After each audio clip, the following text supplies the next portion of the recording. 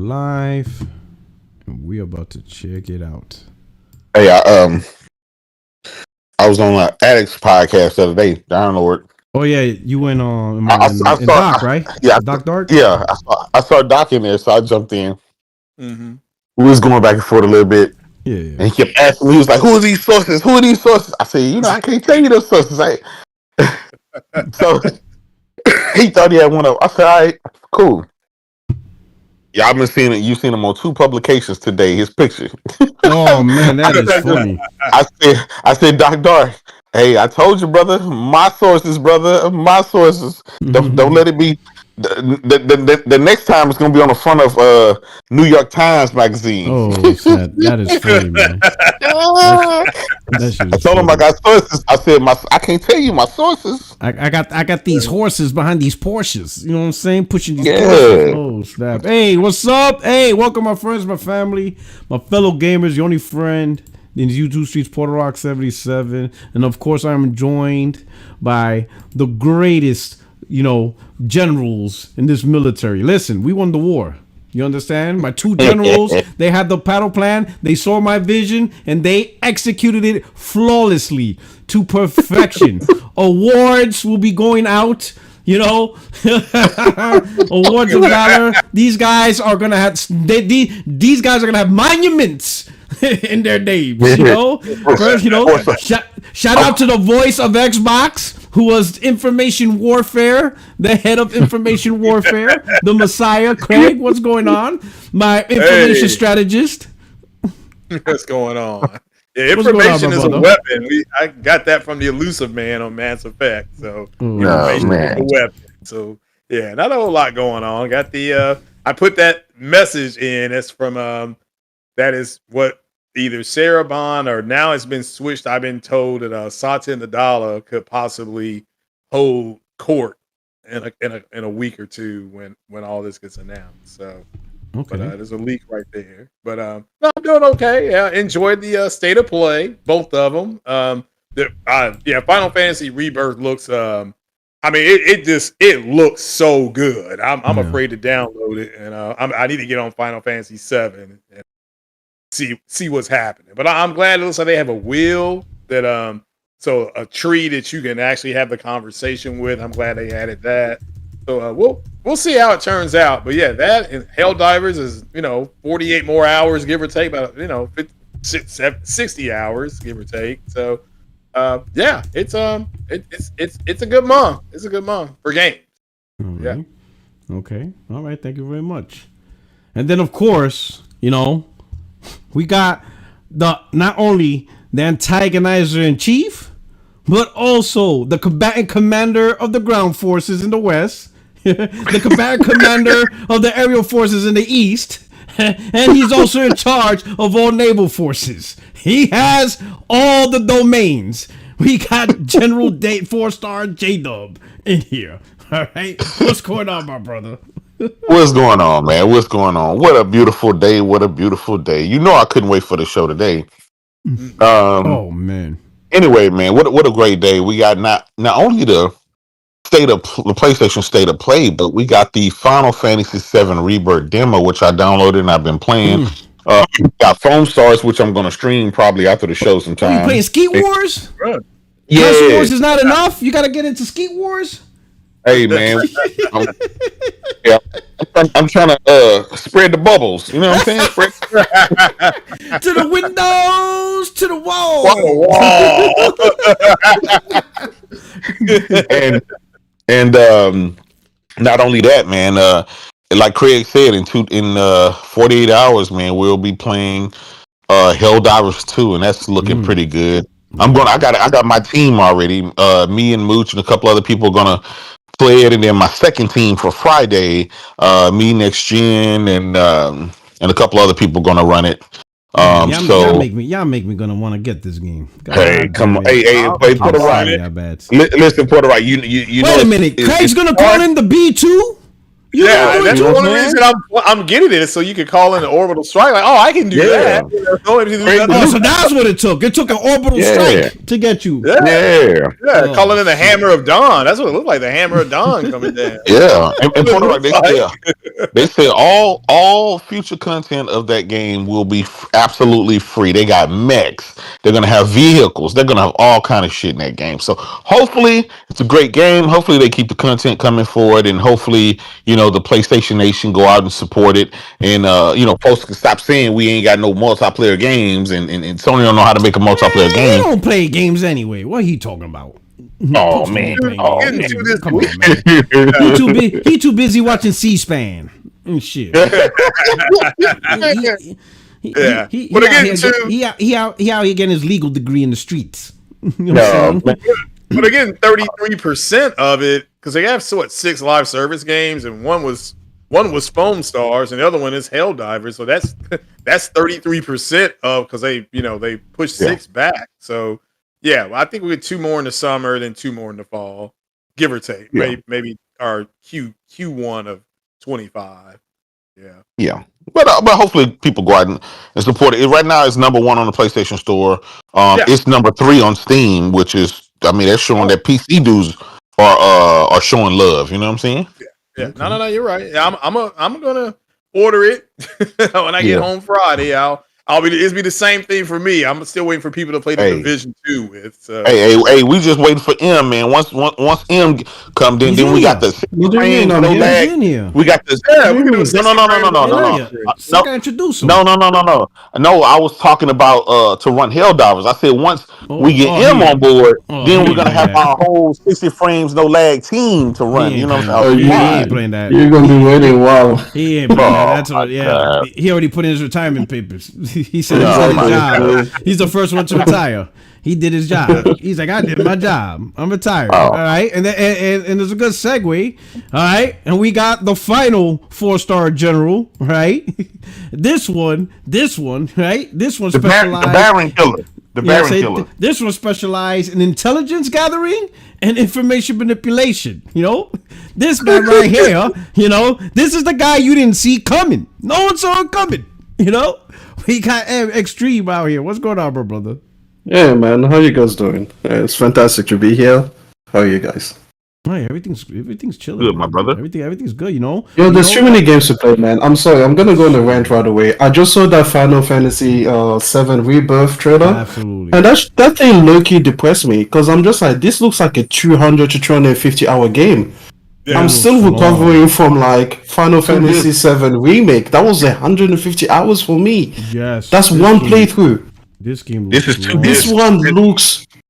I'm just like, yo, what the hell? They have just the mini games alone. It looks like there's 10 hours worth of mini games just right there. Not even the main game. They've got card games and chocobos and things where you turn back to PS1 graphics but up-res, and I'm just like, yo, stop it, please. Then they have an entire place where you can date your people. Yeah, it's crazy. Yo, I'm like, yo, just stop. That's not even the game. Why do you have to go so hard? I looked at that thing and I'm like, I'm not buying this. I am okay at the moment. I am so not in the mood. I just came off another Horizon Forbidden West gameplay thing. But I'm just like, this is going to shut down my entire life for 2-3 months in order to pace myself playing this game. It looks fantastic. And that's one game. Then you have freaking, what is it, Stellar Nier coming through. And I'm just like, what? No. I still haven't played Final Fantasy 16 because I still don't have black people in it, but I still have hope. But I'm sorry, there's too many games to play on this platform. I wish COVID didn't happen so that we didn't have the lulls in 2021. Yeah. So that we could have spread out these games and then we still don't know what is coming at the end of the... okay, listen guys, I'm gonna start a petition. Please stop PlayStation. Don't have a holiday release. Please. No, these count though. They don't count. You didn't get the word? Listen, whether they count or not, I am still depressed because I'm just like, forget the money. I don't have the time. who has the time to be playing all of these games, boy? I'm just like, and the thing is, I know if I go to Final Fantasy VII Rebirth, I'm gonna want to do everything. Yes. I'm sorry, I'm not one of those people that's just gonna mainline the game and then stop. I'm gonna want to see every corner, unlock everything. I know it's gonna get under my skin, and then these motherfuckers are gonna release as some kind of DLC. I still haven't played Crisis Core Reunion. I'm panic mode, man. I'm just like, yo, that sort of play was amazing, but man, it's too much of a good thing. Too much of a good thing. I mean, it's incredible. Like, it's Grand Blue Fantasy Relink is out. Helldivers is coming out soon. For those of you that want to skeet on each other, you guys got Foam Stars. Final Fantasy is coming through. Rise of Ronin, that's another one that's on my list. And there's some VR games that's on my list. Stella Blade. There's Stella Yams. Stella Yams, you know, Stella Yams. You get those games for 25 hours. That looks amazing. There's just a lot of content to play. It's just like you said, there's still a lot more to go through. So it's crazy. Look at this game, bro. I'm just like, stop it. Stop. They just kept going. They're like, oh, there's this region. And I looked at the world map and I'm like, oh, that looks big. Then they're like, oh, there's this region and this region. Then they get to number 5 and I'm like, okay, you can stop now. Like, that's enough biomes. Even Returnal didn't have this many biomes. But then they just keep talking. And I'm just like, stop it. Let it go. You win. You've won. It's just great, man. Hey, the amount of crunch that must have gone into this game, I'm just like, boy, I'm sorry. You guys were running a sweat factory. That was a sweatshop. As they should. Hell? As they should. You know? It was great. You know how BG is always like, yeah, get them to crunch. Like, this guy got his wish. I'm just like, there is no way you guys came up. What was Final Fantasy VII remake come out? Was that in 2019? That was 2020, I think. 2020? Yeah. Oh, there is no way these people didn't control like for 3 years. Remake was early 2020? Chat, am I correct? Early 2020. Jesus Christ! It was during the pandemic. I remember going. It was early 2020, right? Yeah. Before The Last of Us too. Yep, April the 10th, 2020. Yeah, see, 2020 was fucking stacked. And that's with the pandemic. Oh, these motherfuckers were crunched. Yeah. Oh my god, it's disgusting. It's a humanitarian crisis. I think they were good because they came out before the pandemic really took hold. Because the game came out in April. No. I'm saying since from there to create Rebirth. In 4 years. From there to here, yes. Then make it like a 250-hour plus experience. I'm sorry, man. Yes. No, these guys were crunching from day 2. Yes. They got one day where they were like, hey guys, welcome to the factory. Here's your station for the next 3 years. You don't need to go home. Yes. And guess what? By the time they get part 3 out, which will probably be for the PS5 Pro or I'm assuming it's going to be PS5 Pro, but PS6, I'm pretty sure they'll have a version for it. So we'll see if they can do like another 3 years, put out part 3. By that time the PS5 Pro will still be out and still be hot. I've got to say, speaking about the PS5 Pro, this is the first game where I'm like, okay, the Pro is justified. Because I'm sorry, you have to honor these people's sacrifice. Because I bet you this game ended relationships. Like, this game tore families apart. This game must have torn families apart, man. Because I'm sorry, there is no way. You remember my complaint about Starfield? I always say that there's no single game that has created an entire planet. Like that was my thing where I'm like, why would you come with 1,000 when not one game has created one? And listen, I know that this game isn't an entire planet, but I think it might be the closest we've ever gotten to having like a world, like an actual continent-sized game. Because I'm just like, yo, you guys can just you could have stopped at like 2/3 of this, and we would have given you all the money. Yeah. When I look at this game and then I see people say that game shouldn't cost $100, I'm like, boy, I'm sorry, but you're wrong. This is the example. Yeah, this is an example, man. Because I'm just like, listen, as much as I enjoy like a nice, tight 30-hour experience, when a person just comes and gives you all of this, man, nah. These Asian developers, man, I know I didn't play Elden Ring, but I think Elden Ring was a similar kind of like scale, in terms of like the world map and everything you could do in it. But yeah, this is nah. Gaming is the best medium ever, man. I'm telling you, you guys are gonna get your money's worth. Oh man, oh yes, this is incredible. Oh man, I mean, and to think we had what state of play about a week ago, give or take, right? Yep. Now we got this today, and then next week we got another state of play hosted by Phil Spencer. This shit's weird, bro. This is crazy, bro. This is well, I'm hearing that's going to be Satya and Nadal, not Spencer. But what? Wait and see. Yeah. So we're gonna shout out to Jimmy Harrison, bro. My brother. He says, "My brother, it's good to see you. Damn, FSF Rebirth looks good. It's one of the top games of 2024, bro. And I'm so glad I chose the right console. Because imagine missing out on this goodness, bro." And shout out to Guap. He said in all caps, he says, "Fucking Final Fantasy Rebirth. Can you hear me in the back? Sorry, I can't stop screaming. I'm too hyped, bro. It's shit.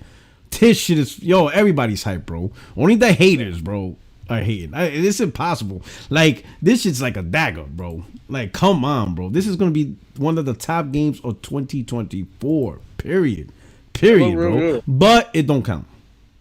Because it's not so much shooting. Yeah. It don't count. I don't know. Hey, I want to tell you. Hey, listen. All you don't make up the rules. You just enforce them. Hey, all you new PS dudes. This is not how it was. We didn't hype Final Fantasy 7 on the PS1. We didn't hype Final Fantasy 10 on the PS2. We didn't do those things. Kojima, we never hyped that. It was always strictly Sony owned, Sony first party titles on PlayStation. That's it. Nothing else mattered. Shit don't count. I don't know what to tell you. This don't count. It don't count. Find me another game that counts. This don't count. Thank you for keeping us honest, man. Thank you for keeping us honest. Gotta keep it realistic. Gotta keep. Hey, listen. I'm just a ref. Somebody else made the rules. You're just an enforcer, man. I'm just a dude in the pinstripes. Flag on the play. We're trying to score. You're calling it offside. That's a football reference. That's it. There you go. Shout out to Grizzly Bear King. He says, "Extreme, when are you going on Crossfire?" Hey, listen. Whenever they invite me, I'm available. Yeah, man. So I'll put in a good word for you. I'd be like, "Hey, yo, Mooch, get Extreme up in there. You want some Crossfire? Believe me. Hell, just start the podcast saying Starfield is a great game. That's it. That's it. That will set it off right there." There we go. But hey, man, my new bag is Suicide Squad. Oh shit! Oh yeah, that thing's garbage. But that was too easy, bro. I think the people defending are just doing it just to do an argument on the internet. Cause like it's so man, they seem more intellectual. That one was more obvious than even Starfield. Like from the very first trailer, I was like, kind of right though. I was like, Jesus Christ, bro, this is terrible. And I knew it from the moment I saw it, like within seconds. I'm like, something ain't right. And then I'm like, oh my God. Like you can instantly tell that game was gonna be hurting. It's just, I don't know. Yep. So anyways, what I'm saying is that when they get me on Crossfire, if they say Starfield's garbage, you know what? So if they say I'm not just say it's great. What if Fujian sleep? I can't even say it. Look at Emperor. Hey Emperor, you say you want the list? We got it for you. Just look at the whole slate of Xbox first party. Oh shit! He says, "What is coming out on the PlayStation 5?" Well, there you go. Ask Microsoft; they'll tell you. Oh man! Yep. Exactly. Whole slate. Oh man, that's gonna be interesting. But let's talk about that because that's why the big thing in this right. We can all take it back to what we were discussing last year, right? Yeah. When Tim Stewart talked. And then, a few weeks ago, Satya talking about, right? And we're like, we all discussed it, like, these guys are saying things in plain English. Like, they're not doing trickery, and they're not talking to a gaming audience. They're talking to financial specialists, right? Yeah. They said what they were going to do, like, and I was trying, and like I said yesterday on the live, when the man shows you who he is, believe him. Like, they were straight up. There was no trickery. They use specific words. They were real upfront. They're talking to other financial analysts and stuff like that. But here's the kicker.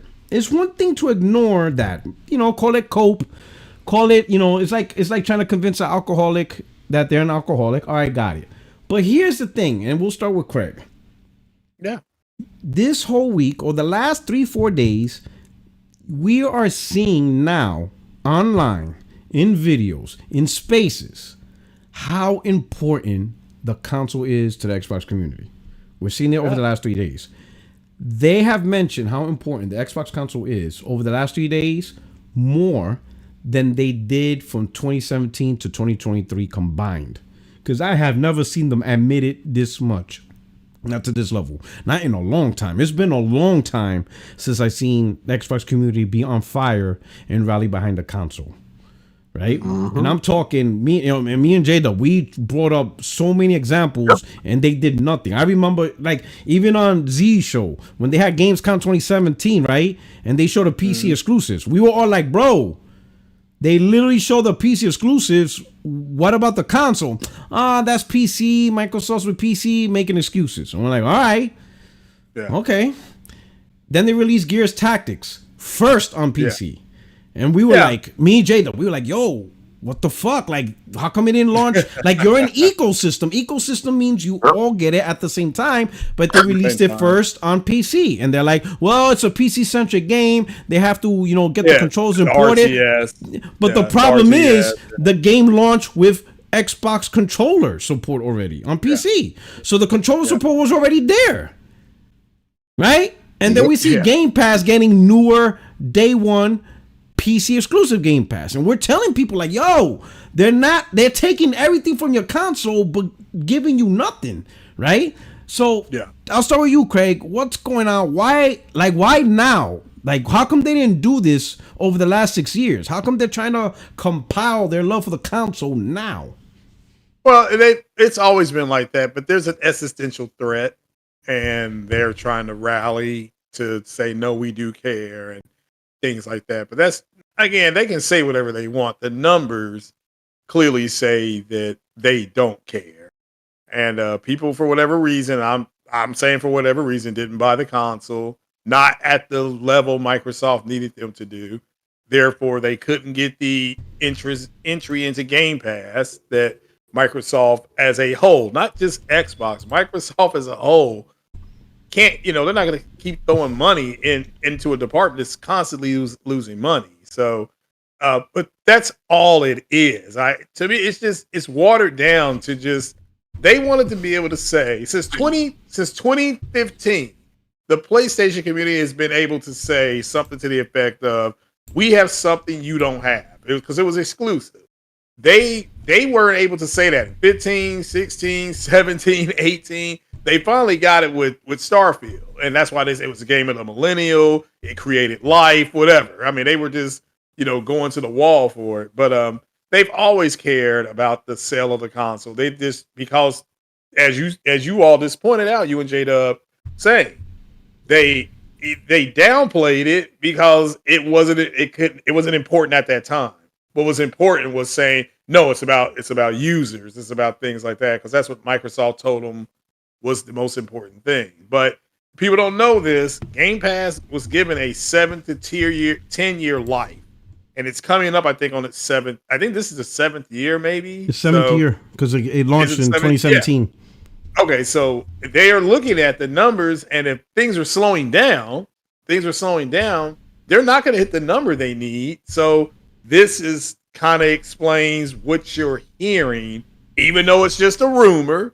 I've listened to Extreme here did a good upload where he just talks about it's a rumor, and these people they're getting this upset over a rumor. So I'm gonna hate to see it next week if this turns out to be true, because it's looking like it is. But I'm willing to hold off judgment. But to answer your question, P Rock, they've always cared about the console and the console sales. There's an existential threat that it could be going away. Now all of a sudden here they're crying and stuff like that. It's so bad that shout out to Tim Dog. He was trending on Twitter yesterday because he was going crazy. I mean, that's just a meltdown into madness. What it looks like. Okay, all right. Hey, Antagonizer, J-Dub. Yes, sir. Now, we personally experienced them avoiding consoles. Like, we literally talked on Z's podcast with all of them. And we're like telling them, like, bro, explain why you're getting time exclusive PCs, or why are Microsoft hosting shows, right? Hosting shows and announcing PC exclusives or PC games. How come PC Game Pass get new shit that you can't play on console Game Pass? We talked to them like, all right, explain how it went from, Xbox Game Pass, and then they dropped the word Xbox and now just call it Game Pass. How it got to a show where you're watching Xbox games, to now you're not really sure it's an Xbox game because it might be in PC, to now they're showing the PC version. Like we've been showing these guys the transition of them like constantly putting the console second fiddle year after year, and we telling them like, bro, you're not seeing this shit? Like, we're showing you, bro. And again, like, we even showed them like, yo, your series console launched without exclusives. Like, don't you find like all of this shit is weird? And now, over the last 3 days, they are jumping on top, screaming through the roof on how important this console is. But do you think it's too late? Like, bro, you should have had this conversation in 2017. Like, what do you think? Okay, this is the truth here, right? You and I, we've spent the last 5 years, maybe longer, trying to 2017 was 7 years ago. Longer. Trying to convince these guys to not only buy and support their games, but demand better. They would get the Sea of Thieves and the Battletoads and the Bleeding Edges, and they would, go out there and tell people, "Oh, I'm having with original assets." When they're launching the One X. Yeah, and so here's the thing, right? Yeah. Twitter and YouTube is very small. It's a fraction of a fraction of a fraction of a percentage of actual gamers that's out there. And that's where I think they made the mistake. They think just because they high five with these executives and they hold the line on Twitter, they think that actually means something to Microsoft. Microsoft only see one color, and that's the green. And they, again, when you bragging about one of the world's richest companies and how much money and profits they make, and you don't worry about what that particular division actually makes, that's where they failed. And I think, of course, it's too late. It's too late. Microsoft wouldn't have gotten all the way to the point where we are today if they could reverse course and go back. And it's like they're not going back to, it's just unfortunate. But outside of Twitter and YouTube, Puerto Rock, people just don't fuck with Xbox. Xbox is super unpopular around the world. It's just not. Those glory days of, even when the 360 in the 360 days, it was like 90% just in the United States. It didn't do anything outside of our borders here in the US. Maybe the UK. It was just like US, UK primarily. Yeah, that's how PS3 was able to maintain because they had the rest of the world. Europe, they had Europe and the Pacific. Yeah, and even now, with Xbox, it's behind in its home territory. It's losing its home. So that tells you don't. The rest of the world don't know you exist, and you're losing at home. In your home territory. And you can say what you want, but. It's a lot of it is Microsoft's fault. Yeah, they needed to bring good quality games, but a lot of it was just the fanboys just accepting everything. Anytime all of your games go into a subscription service, that was telling you then that was the end. It was a wrap. That should have been the end of it. That you should have been screaming. How they're acting now? No, Microsoft, don't do this. Don't do. That's what they should have been doing back then. But they didn't do it. And even this holiday, when their consoles were $349 and $139, it still didn't win NPD. It didn't even get close. Nobody bought that at that price. If nobody would buy, what that is, December, you still came in. You know what I'm saying? Like, you still came in last. Like, what? Yeah. Like, Like, bro, your shit was cheaper than the Switch Lite. Yep.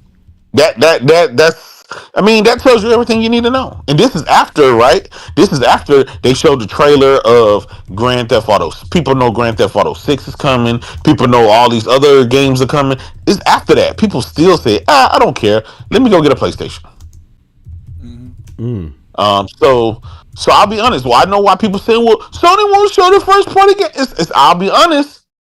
I don't know if some of that just because they don't feel pressure to have to with, they can give maybe they feel like they can give their studios enough time because hey, it's really no rush. We got a bunch of third party stuff. We got second party stuff. You guys can have extra 6 months, go knock out some stuff. Make sure the games aren't buggy. There's no pressure. There's no rush because the competition is just literally not there.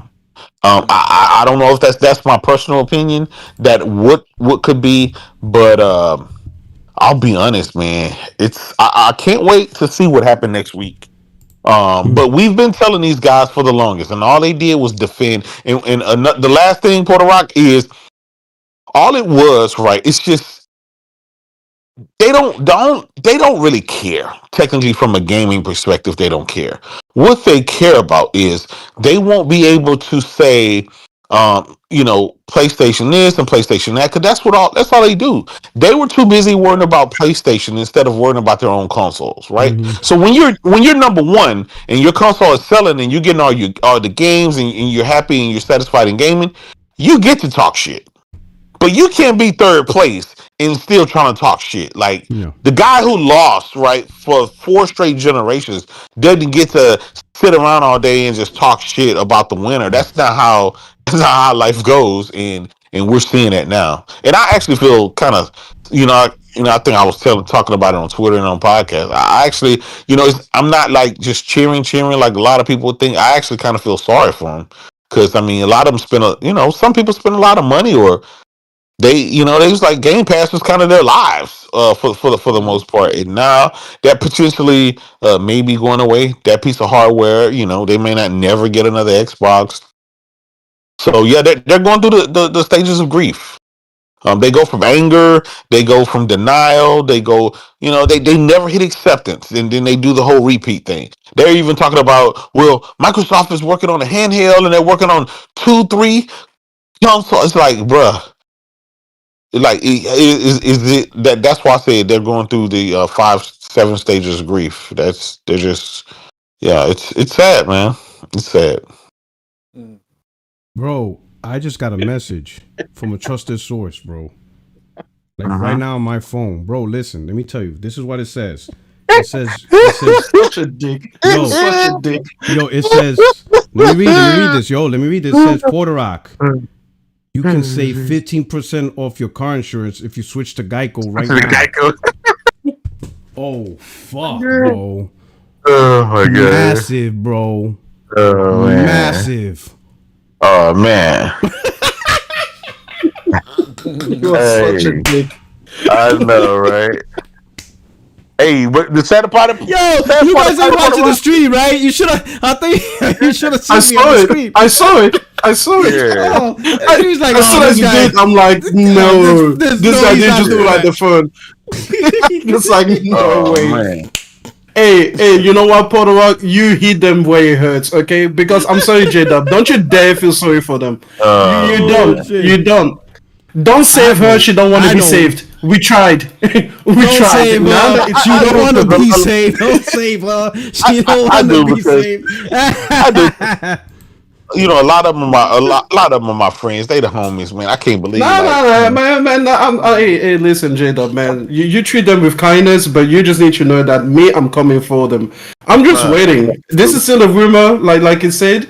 I do not put the cart before the horse. I will wait for confirmation. But as soon as it's confirmed, hey, wow. Oh man, listen, listen. AM, you're one of my generals. Listen, we go by the Geneva Convention. like if they're waving a white flag, you gotta stop shooting. He's like, fuck that, burn the village, take everything. No chemical weapons, you say? No chemical weapons. All right, no napalm. All right. He's like, take everything, leave them nothing. I'm like, oh shit. You can't shoot him in the back. Yeah, you can't shoot him in the back. He's like, cremate them motherfuckers. Yeah. What you need to do is play that. play that video I sent to you. It's only like a 7 to 8 second video. It's is it in the DMs? I put it in the 60 frames no lag. All right, let me check it out. Let me see on X. Let's see. You have to play it now. That is Sarah Bond's spokesman. Hold up, let me. Oh no, I gotta review this shit first. I gotta see. I gotta make sure. It's PG-13. I gotta do the formal review. All right, kind of, but I think. All right, let's see. Okay, let's see. Well, you just did it as a clip. It's a clip. It's only 5 seconds. Oh, should I clip? I put on, see the whole thing. I'm like, oh shit. Hold on. All right, let me go back. Hold on. Give me a second. You have to turn the volume on. Okay. I know. Let's see. Let's see. All right. What Satya Nadella gonna talk. What they're gonna do next week, apparently. All right, everybody. All right, everybody. Let's just hear this. I'm about to go up in your butthole, homie, because you got it all ready. Check this out, man.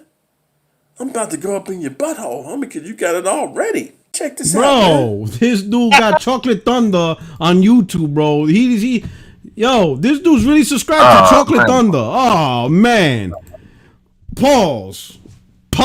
He really described. That dude looks more like white Chocolate Thunder, more than Chocolate Thunder. Yo, pause. Hear what he was saying?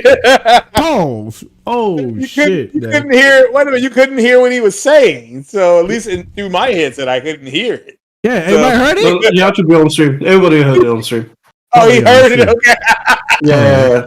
Yeah, pause, bro. Oh shit! He said, "I'm about to be up your booty." Like, yo, pause. All right, let me ask you the next question. So everybody's wondering what's gonna happen next week. We'll start with Craig. We'll start from the beginning. It's gonna be something new. I doubt he's just gonna say, "Hey guys, it's normal business as usual." That's not gonna happen. That would be just downright stupid, to be honest. Because, imagine you have this whole thing, you're telling people, wait a week, and then a week comes, all right, ladies and gentlemen, we're just going to keep making games on Xbox, and they want on Game Pass, they want on PC, and if you're a Game Pass supported product, you'll get the games. Have a nice day. That's not going to fucking happen. Yeah, we're going to find out. A whole week just to do that? Like, that's nothing. That's like Sony's like, hey, guys, we got an update. Our first party studio is still making games. All right. Yeah. Have a nice day. I don't know. That's not happening. Something's going to happen. So we'll start with you, Craig. What do you think will he do? What he talk about? Well, I mean, again, I was told that it's going to possibly be Satya Nadella delivering the news. So it's going to come from the president. I'll be honest. I think it should, but it is what I think. In my opinion, it should be one or two people. Either Satya. Because you guarantee everybody's following his vision, and he probably don't give a fuck about these Xbox games. So they could all curse him out. He'd be like, I don't know you. I got too much money to know you. I don't even play games. So fuck y'all, right? So that's one. Or it should be Phil Spencer. But who it should not be Sarah Bond. Maybe Matt Booty, because I don't like the dude. So he deserves to get slapped. But Sarah Bond, that's not, nah, we're not doing that. Not in Black History Month. We're not doing that. Yeah. Right? So, we're not doing that to the system.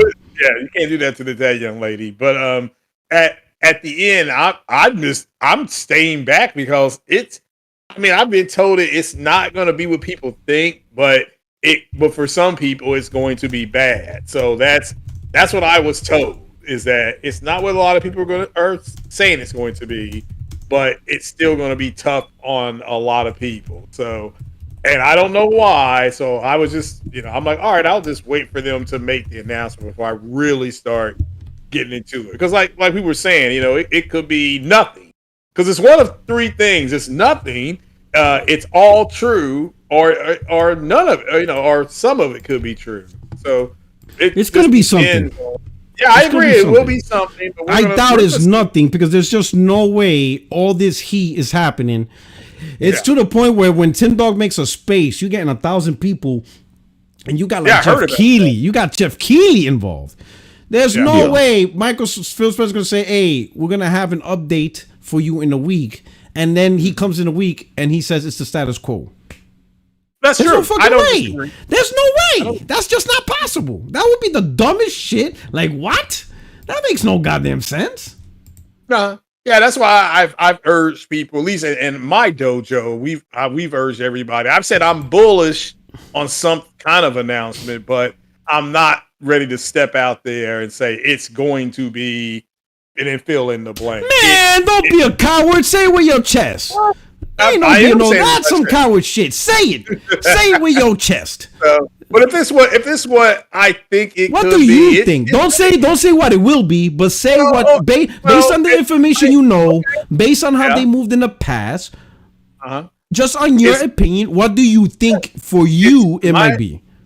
Yeah, it's going to be games that were already on or slated to come to PlayStation that like Microsoft stopped in the in their transactions. So games like games like Hellblade 2, not because people are drooling for it, but because Hellblade 1 was on PlayStation.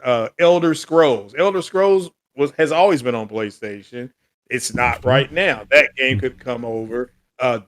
Doom could possibly be coming over. Those are, and then Microsoft Flight Sim with VR support. So, but that is just what is possible. When it's coming is who knows. It may not come for 2 years, but ultimately they're looking to put, and also other stuff. Ori, the 2 Ori games are already on the Nintendo console, I believe. Just stuff like that could be coming over. But yeah, and Starfield, I believe, was supposed to be on PlayStation. I think J-Dub was mentioning this the other night on the podcast he was doing. It was already supposed to be on PlayStation, and there is an alleged build because Microsoft never told them to quit building the game.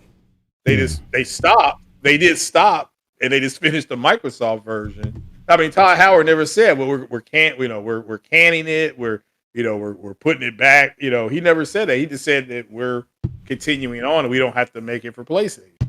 He didn't say ever, but we'll have to wait and see. I mean, Indiana Jones. I don't know the whole, because that's a Disney thing, I think. So, in theory, depending on how Disney wants to do their contracts, we saw what they did for Spider-Man allegedly. So they want big sales for that game for Sony to keep it in its ecosystem. They're like, okay, you all gotta, because again, they have to make up for the sales that it's not on Xbox, or there's not a Nintendo version of it. Yeah. So that's your task to do, as in the PlayStation ecosystem. So I know the first one sold like 26 million. It sold a lot, but that's just my understanding of it. And I mean, I've heard people say keep those trash games over there, and we don't want them and stuff like that. But when I had an actual pretty good podcast on it, people were saying they wouldn't mind. They would play a Gears 1, 2, and 3. They would play the 1, 2, and 3 Halo. They would play. I mean, these are solid games that everybody can agree that these are solid games. They may not be the best games, but these are these are solid games that Xbox has had. So, but it was games like that. People brought up the Remedy game, Quantum Break, because you have Control, you have Alan Wake. Quantum Break is part of that trilogy, and you don't have it on PlayStation. So, but I'm happy just to wait and see. I'm not gonna. Because if it goes south and nothing happens, there are going to be a lot of people getting their booties clapped, okay, for running with this stuff. So I'm just chilling on it. All right. What about you, Extreme? Your opinions based on what you see, how Microsoft moves. What do you think potentially could happen? Hey, listen, get rid of Gamepass day and date. First of all, keep those trash games over there, okay? Like, I don't give a shit about these games. I don't give a shit about these games. Even the Starfield, I know is coming because, listen, I already told you guys. We had an argument about it. I told you it was about the money. I told you that this thing didn't sell the 10 million it was supposed to sell on PlayStation, and I have called out the PlayStation people, being like, if Starfield had been exclusive, you guys would have been capping for it. I would have been here on my own island by myself saying that it's garbage. I don't trust none of y'all. Like, you guys gonna play Starfield. As long as they put Starfield there, you guys gonna play it. And then you're gonna find it's garbage anyway, but that's besides the point. But no, the thing is, if you remember over a year ago, I got into, in a space with Uni, one of his spaces on Twitter. And I was like, they've got to get rid of Game Pass day and date. And everybody swore up and down that it would never happen. Like, matter of fact, he muted me. Then he muted me, he yelled at me, then he kicked me out. And then I was like, all right, cool. But here we are. Now, everybody's discussing about, what if we could keep Xbox games exclusives by getting rid of Game Pass Day and Date? Hey, listen. Now it's not so evil. Now it's not so far-fetched anymore. No. Game Pass Day and Date never made sense. Not once. I'm sorry. It's one of those products that come out and you're like, yeah, that's never gonna work. Like, I don't care how much hype there is behind this. No one's going to go and buy it. It's the Ouya console of a Game Pass, of a game model. And that's why I was always like, you got to get rid of it. And once you do get rid of it, then you can invest the budgets and the size. Like, look at a game like Final Fantasy VII Rebirth. Not even a first-party game. But look how much money must have been poured into this project, Sure, they treated them as basically slave labor, but I'm sure they still paid them, So it's like, that is easily $100 million plus project. You can't put that day and date on a subscription service for $16.99 a month even, because now people are saying, they will just lock it to the highest tier. You've got to get Game Pass Ultimate, Ultimate Plus in order to get Game Pass Day and Date. And I'm like, sure, if that is like $30 a month or something, sure, then you might be able to make that work.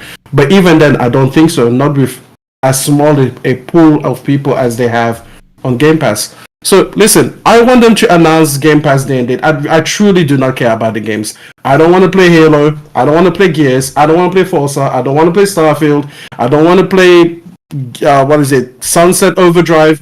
All of these games have been trash, and putting them on PlayStation doesn't make them any better. It might make them better because PlayStation 5 is the world's most powerful console. But besides that, the actual game itself, is and DualSense integration is always a bonus. But aside from that, I don't want these games. Like, I have a PC, I have access to these games. I've got a Samsung washing machine, I've got access to those games. I've got a microwave, it has a screen on it. I could have played that game on there. Like, I've got a phone, I could have played xCloud. The point is, if I wanted to play these games, they've been available to me. And the reason that I've not been playing them is because they've been garbage. You can put garbage wherever you want. It doesn't make it any more appealing. People just get used to the smell of it, I guess. So... All right, to add on to what Extreme was talking about now get rid of Game Pass. That's actually just listen to this. People have done that. Like, they spend a little bit extra bread to get it. What's the poll? The poll is 52-48 right now. Oh, it's close as hell. 159. Would you rather have exclusive games or Game Pass Day and Date? Yeah, 52. It's tight. 165 people voting. Go hit the vote. Hit the polls. King, this is what it is. I'm just making up a fake scenario. Day and Date got to go away. We got to keep the lights on. Day and Date got to go away. Ooh. Oh. I didn't expect this from you. Because... But see, my goals is to kill Kong. my goals is about Kong gotta die. My goals is... He's right though. What's the odds of you competing with PlayStation without exclusive games? Like, it's not a lot. But I want them dead though. Like, and people have... So shout out to David, but here's the thing though. This is what I don't understand, right? And either one of you could hop on to this question. What they're saying now, what they're realizing now, right? Now, in 2024, they're like, okay, Day and Date's not a good idea. Oh my God, exclusives. Oh my God, the consoles. This is what we've been saying for years. So first, let me do the shout outs because I gotta respect the super chats. All right.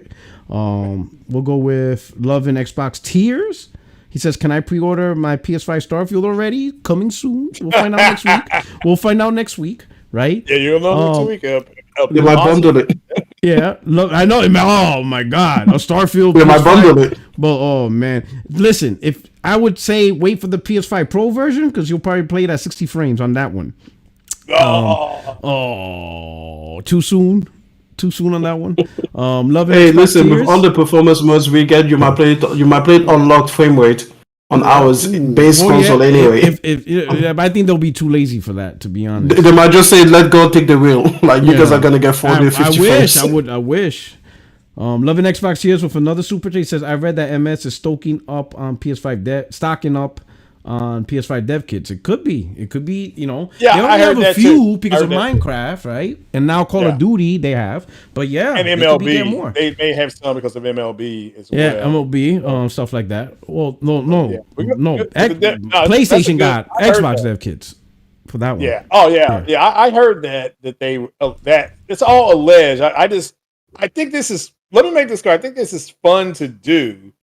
I understand it's entertainment, but since we no longer have to speculate after next week at some point, whether that's Monday or Tuesday, whatever they're having their meeting, and like people are now figuring out that it is going to be Microsoft that does this meeting, it does this announcement. It's not Xbox. Doesn't mean that the Xbox guys won't be there, but my understanding is that it will be the head of Microsoft making this, and like Porter Rock was saying, that way everybody's gonna walk lockstep with him, and he'll be the one, as he should, and I agree 100% with what Porter Rock was saying, he should be the one that takes the daggers from these fanboys. Okay. Hey, I'm sorry, but respectfully, fuck that.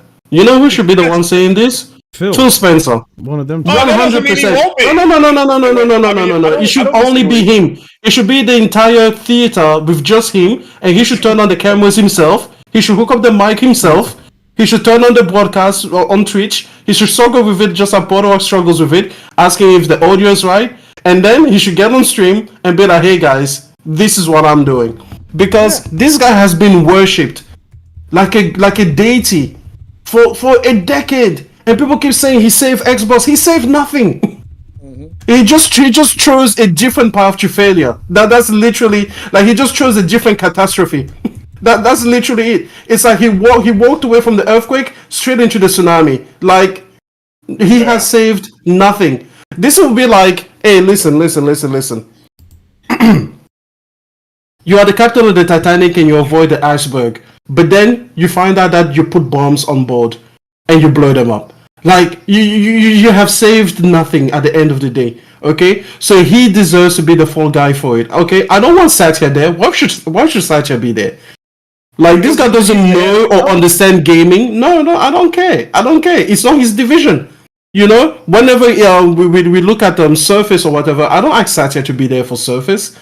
When they do like a Office update, you know, I don't ask Satya to be there for that. Nah, this is a division of Microsoft, and the head of that division should be the one that tells us what the difference is. I think they'll all be there, but I think Satya will be there. No. I don't want to see Satya there. I don't want to see anyone there. Because I don't even want to see the camera operator there. I just want to see Phil Spencer. No, I think you will get him, but I understand you don't think the guy that writes the check should be there, but I think do you know what this? No, do you know why? Do you know why I say this? Because what these Xbox are going to do is, as soon as they see someone else besides Phil, this could be the janitor walking by, they are going to pin it on that person. Like it could be a fly on the wall. Yeah. That's what I'm telling you. The camera needs to show only one person so that they cannot get away from the fact that it's on him. You want 100% focus to be on Phil. 100% Phil. There's no skate. Hey, listen. Hold on. These people are still bringing up Don Matrick today. They're like, that's ridiculous. Don Matrick, he killed the brand 10 years ago. And I'm like, you can't, boy. It's been 10 years. It's been 10 years. You can't keep blaming. Like, there is a statute of limitations on this thing. You can't keep blaming the guy when he hasn't been there for over a decade. You are sacrificing everybody to the altar except for Phil Spencer. It's crazy. It's crazy. Like, these people will go after Satya Nadella, even though they know that he has nothing to do with anything. Like, yes, he's going to decide. He basically allocated the money, and you know what he did for you guys? He gave you $70 billion. You should be thanking him. So let Phil Spencer take the fall, because he needs to die on his sword. Game Pass was his stupid idea. I mean, Game Pass itself is fine. The day and date part is the dumb idea.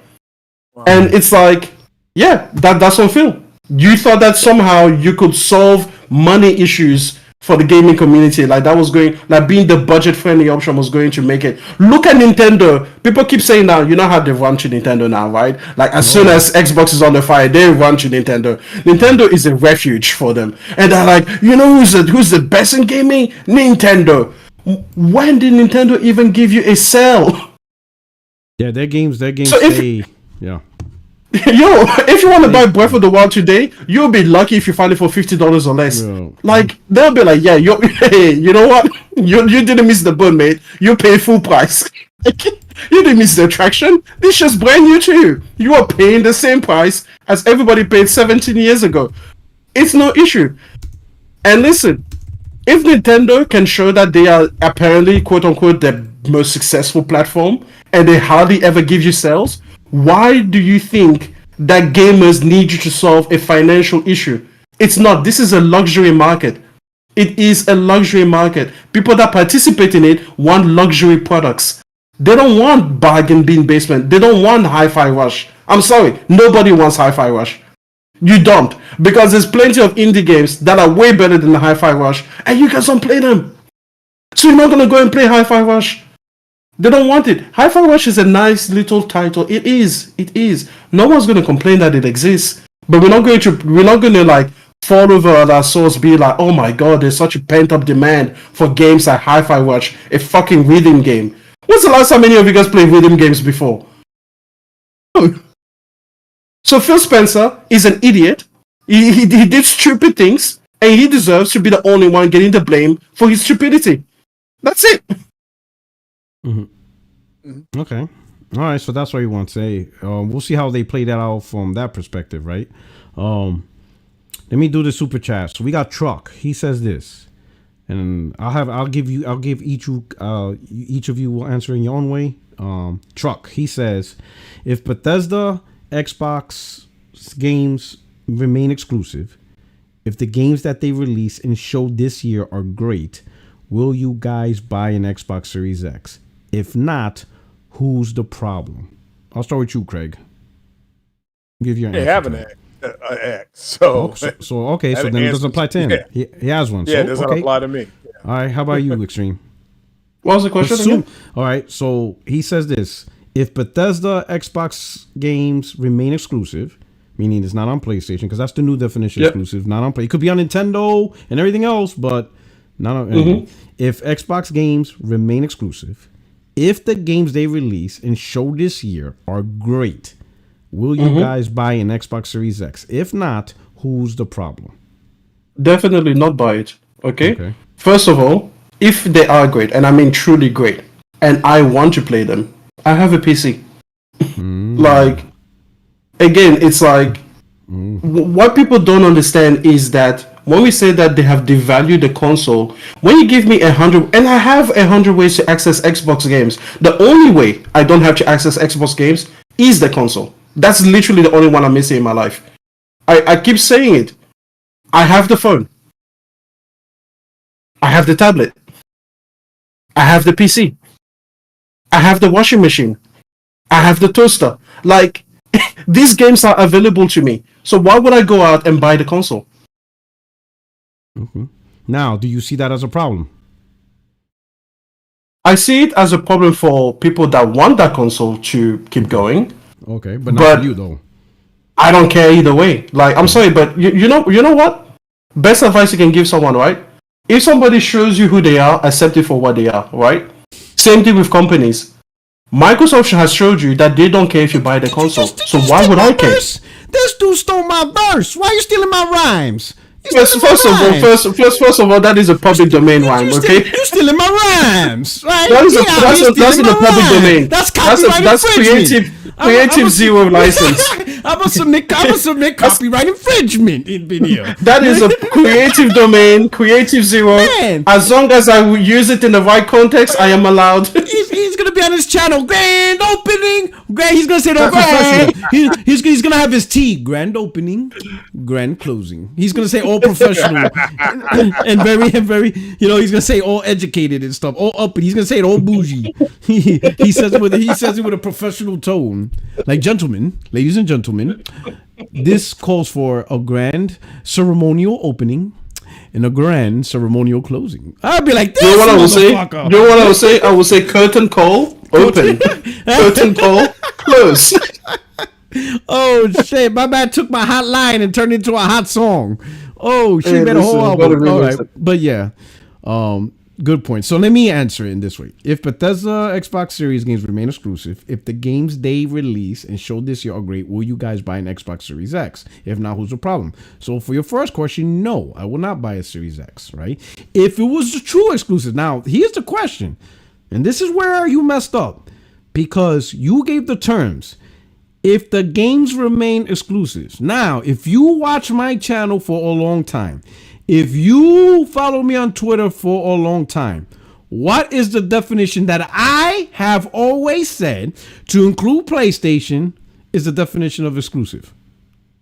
It's a game that can only be played on one platform. If you can play it on another platform under any condition, it is not exclusives. And people try to see and do gotchas with me. Like, for example, oh, but what about Bloodborne? You know, it's game streaming on PC. Is it still exclusive? I'm like, no. Because you can play on PC, even though it's cloud streaming, but you're still playing it on a device that's not the PlayStation. Not exclusive. Again, it's a simple term. If you can play a game on one or more device, it's not exclusives.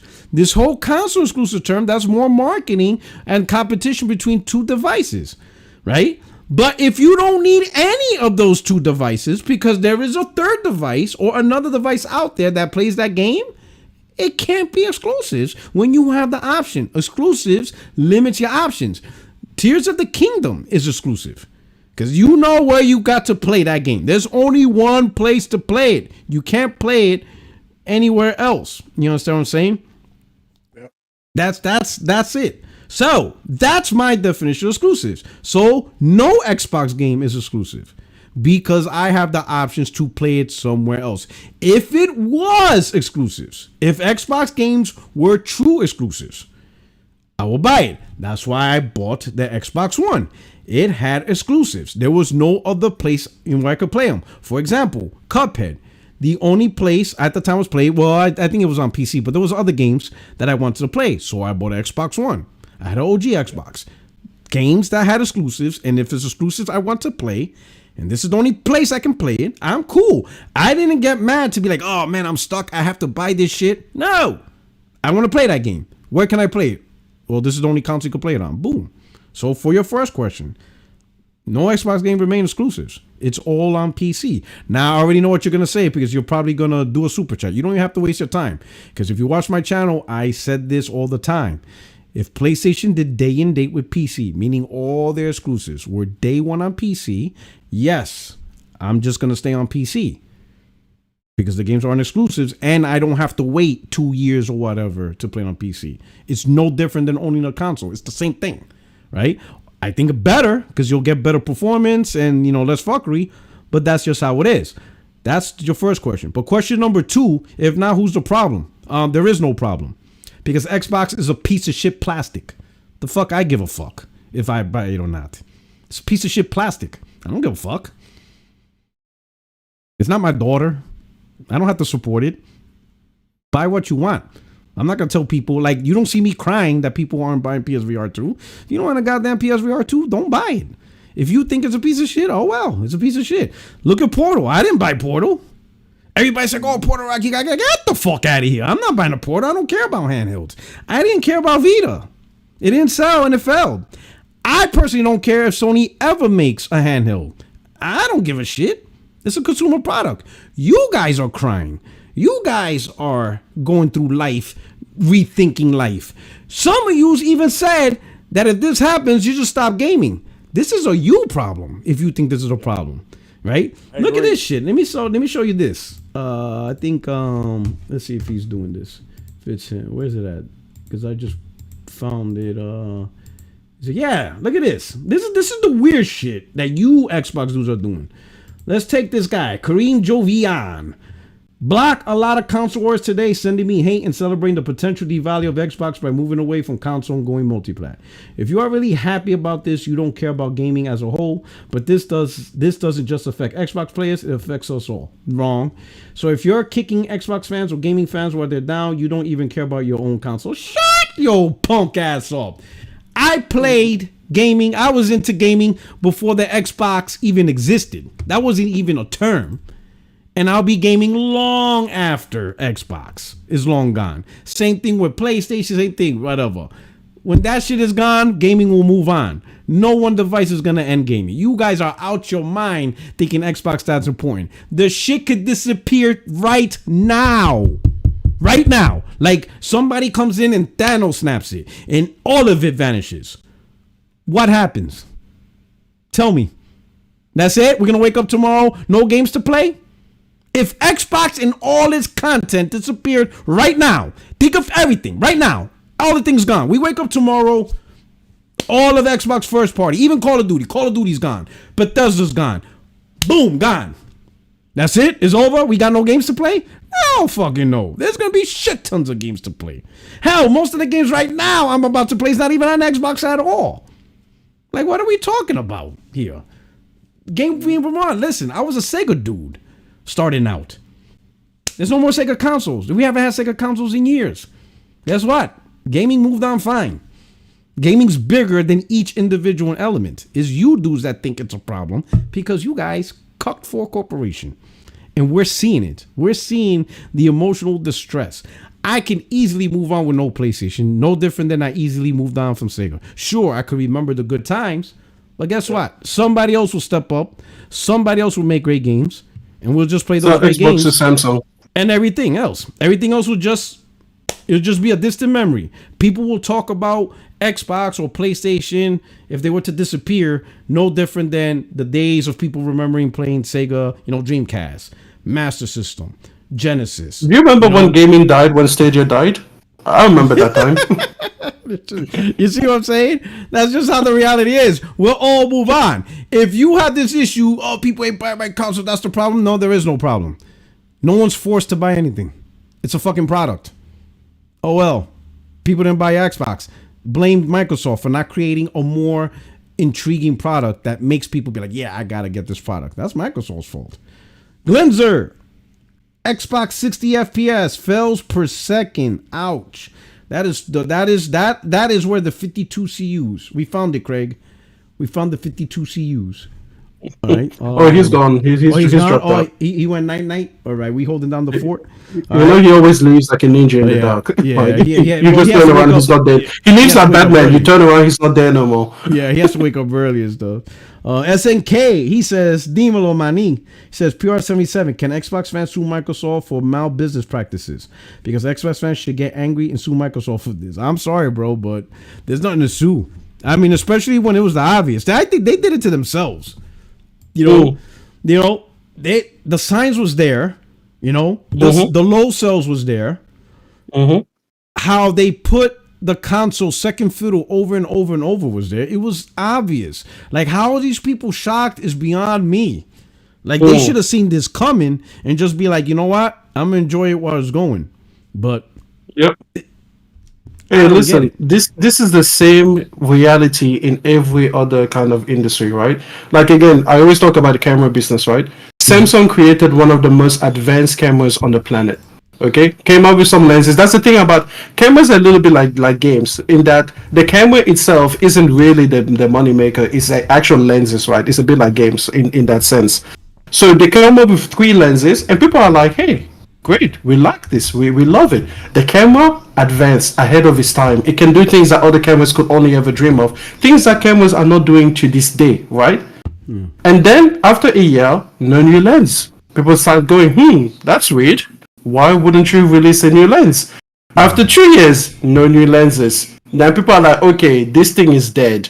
And of course, you have the deniers. No, they're just doing the R&D. It's like, nah, man, nah. If you haven't got a new lens in 2 years, the system is dead.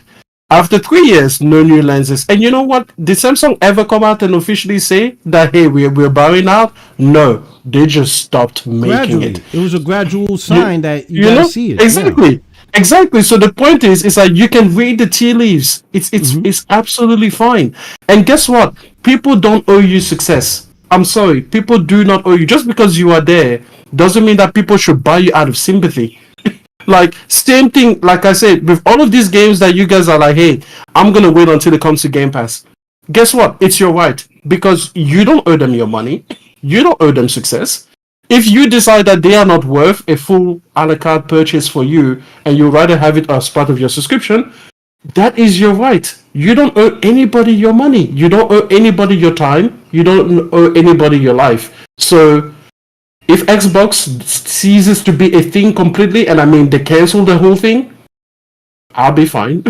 I will celebrate it. I absolutely will, because it will be a dumb decision that the market corrected for, and nature can heal itself. And guess what? Somebody else is going to come into it, because there is no way that in the most successful medium they're going to just leave PlayStation to have its own lane and Nintendo to have its own, and no one else is going to come in and challenge console gaming. It's not going to happen.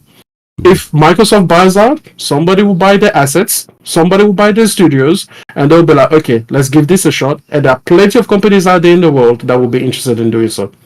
Okay. All right. Shout out. All right. So Truck in the chat say, I said if you like the games, okay? And I do like the games. But he goes, I like how all of a sudden everyone is a PC gamer. They have a PS5 and they will buy a PS5 Pro, even though the CFO Sony said all games are going to PC. Well, here's the thing, all right? All right. Let me say the thing. Just like how you are relying, Truck, on PS gamers to bail you out. Okay?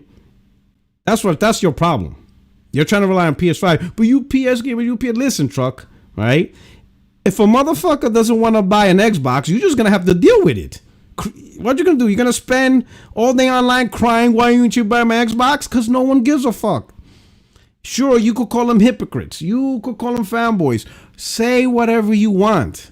Say whatever you want. It's not going to change the story. Xbox consoles don't sell. Why? Because Microsoft didn't make it attractive enough.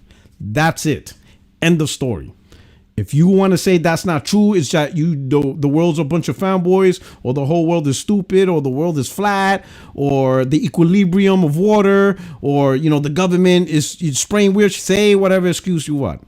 But the reality is, the real life situation is, majority of the world don't care about Xbox. And I said that earlier. I said that the worst thing that happened to Xbox is they created a console for people not to care. People don't even care. The majority of people don't even care to make fun of it. You should be happy, because at least I make fun of it. That means I acknowledge it. There's people that don't even know that Xbox is out. They don't even know what Game Pass is to this day. And it's 2024. It's been out for 7 years. And you could go to the average person, you tell them about Game Pass, they'd be like, what's that? Oh, you could play all these games kind of like Netflix. It's like Netflix. You just subscribe and they're like, oh, that's nice. Oh, so you're going to go to Xbox? Oh, no, I'm not doing that.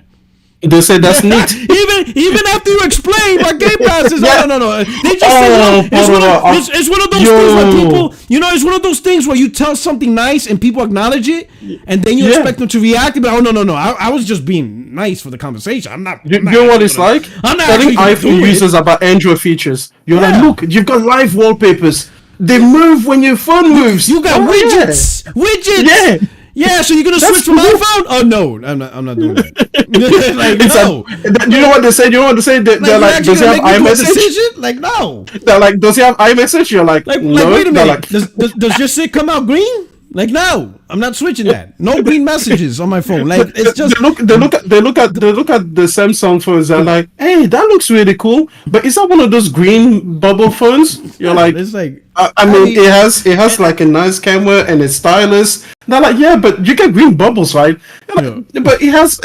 I just, and then when you pick it up, it blinks and in a nice way. It's a good, but it's a green bubble phone, isn't it?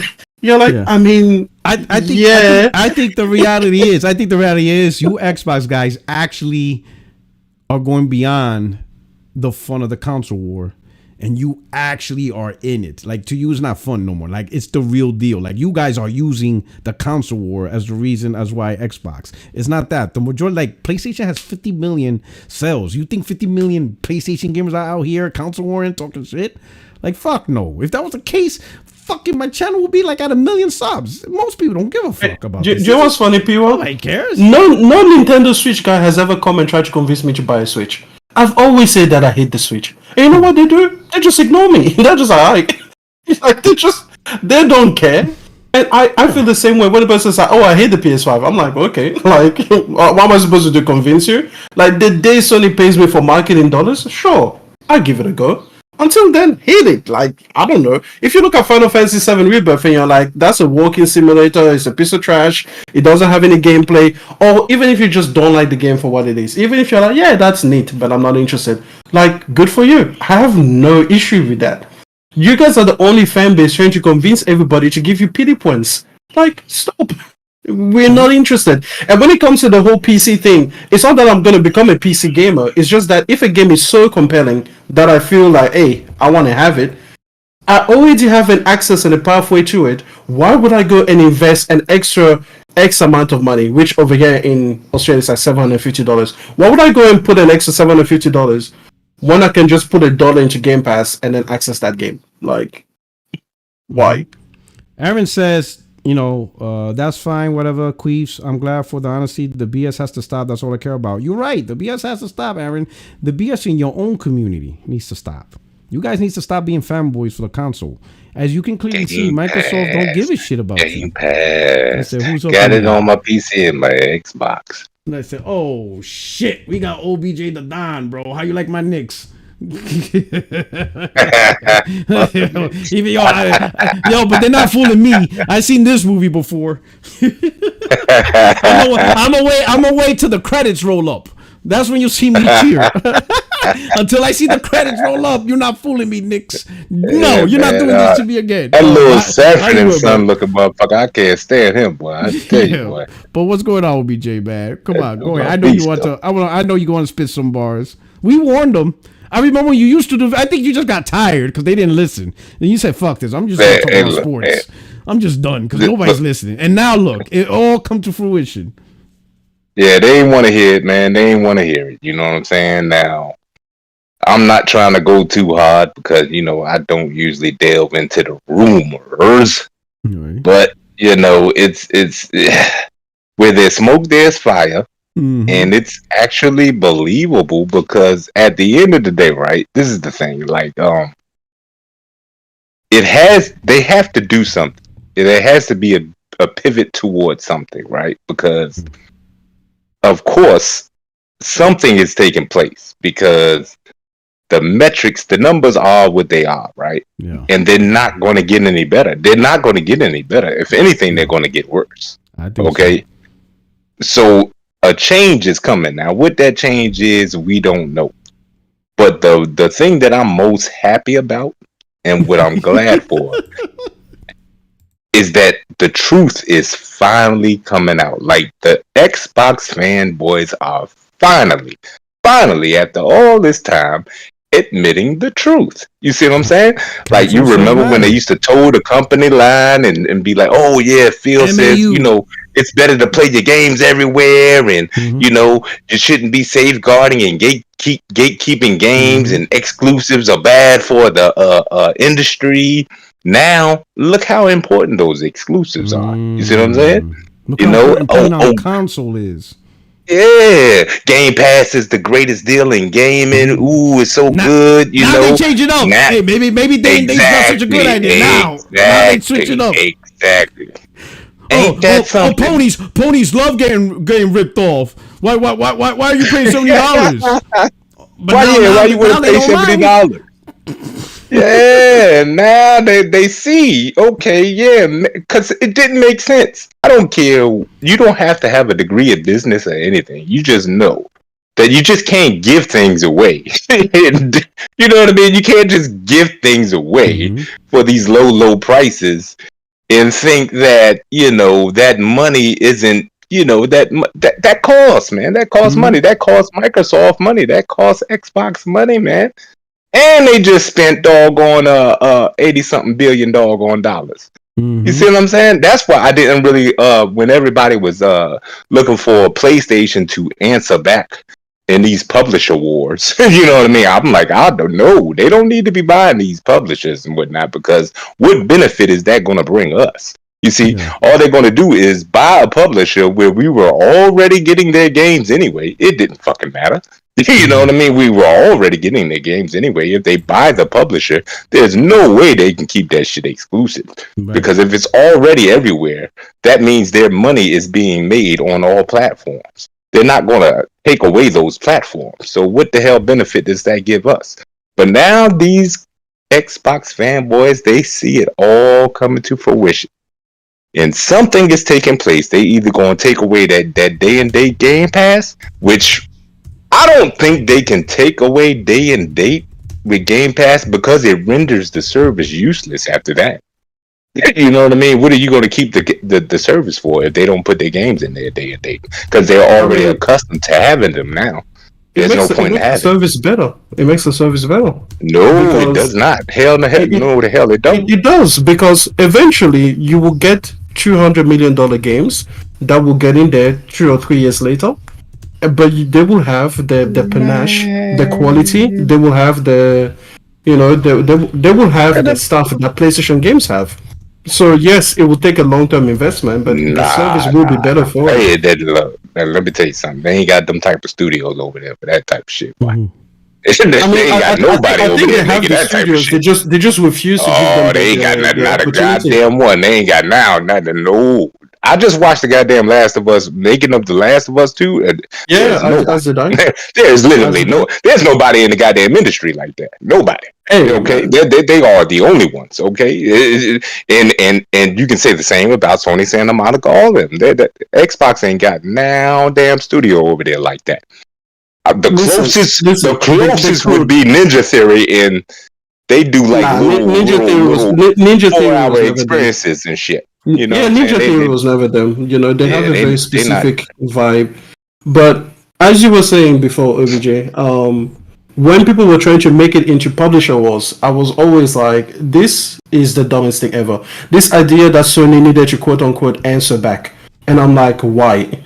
Like you said, first of all, if you're buying a publisher that is already available on the market, you're already getting access to that game. So buying them just gives you a lot of admin and a lot of thousands of employees that you now have to integrate into your systems. That's a lot of management overhead that will take away and distract from the games that we actually want and that we could actually create from the ground up, right?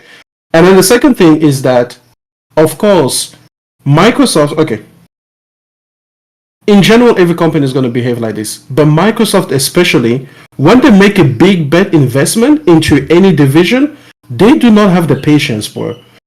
Look at what happened to Nokia and Lumia. They bought Nokia for $4 billion, and then 5 years later they shut it down.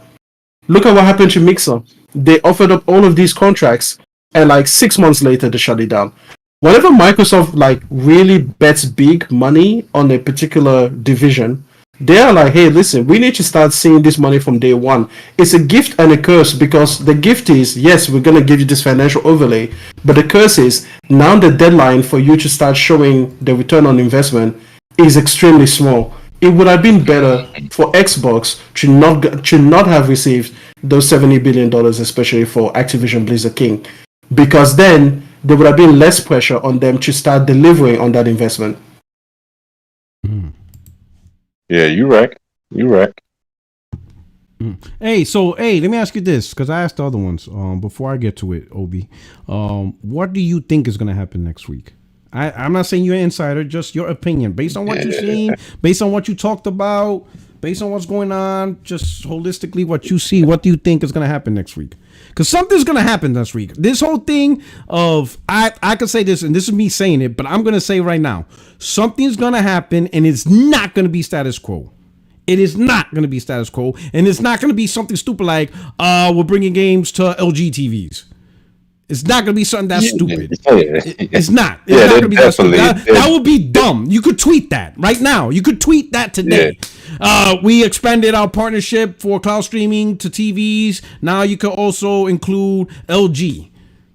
The fuck? Like you could just tweet that out right now. Like it's definitely something is about to happen, right? Yeah. So if I was to guess, I mean, I still like in my mind, like my brain doesn't work in a way that will allow me to picture games like Halo or Gears or Forza. It just doesn't feel right, right? It just don't seem right, right? It feels like it's like saying Zelda on PlayStation or God of War on Switch. Like I know what you mean. Like it just it's like an April Fool's joke. It's like somebody typing an April Fool's joke. You know what I mean? It's like saying a good game on Xbox. It's just it's hard to imagine. It's hard to imagine. I can see like what's the little game they was talking about at first? Hi-Fi Rush.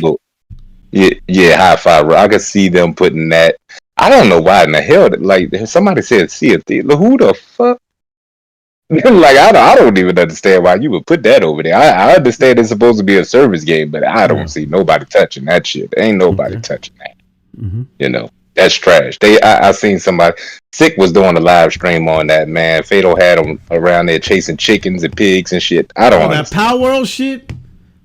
No, it was Sea of Thieves. Oh, Sea of Thieves. Oh my god. It was they were chasing pigs or something. I think they were trying to make some bacon. I don't know what the hell.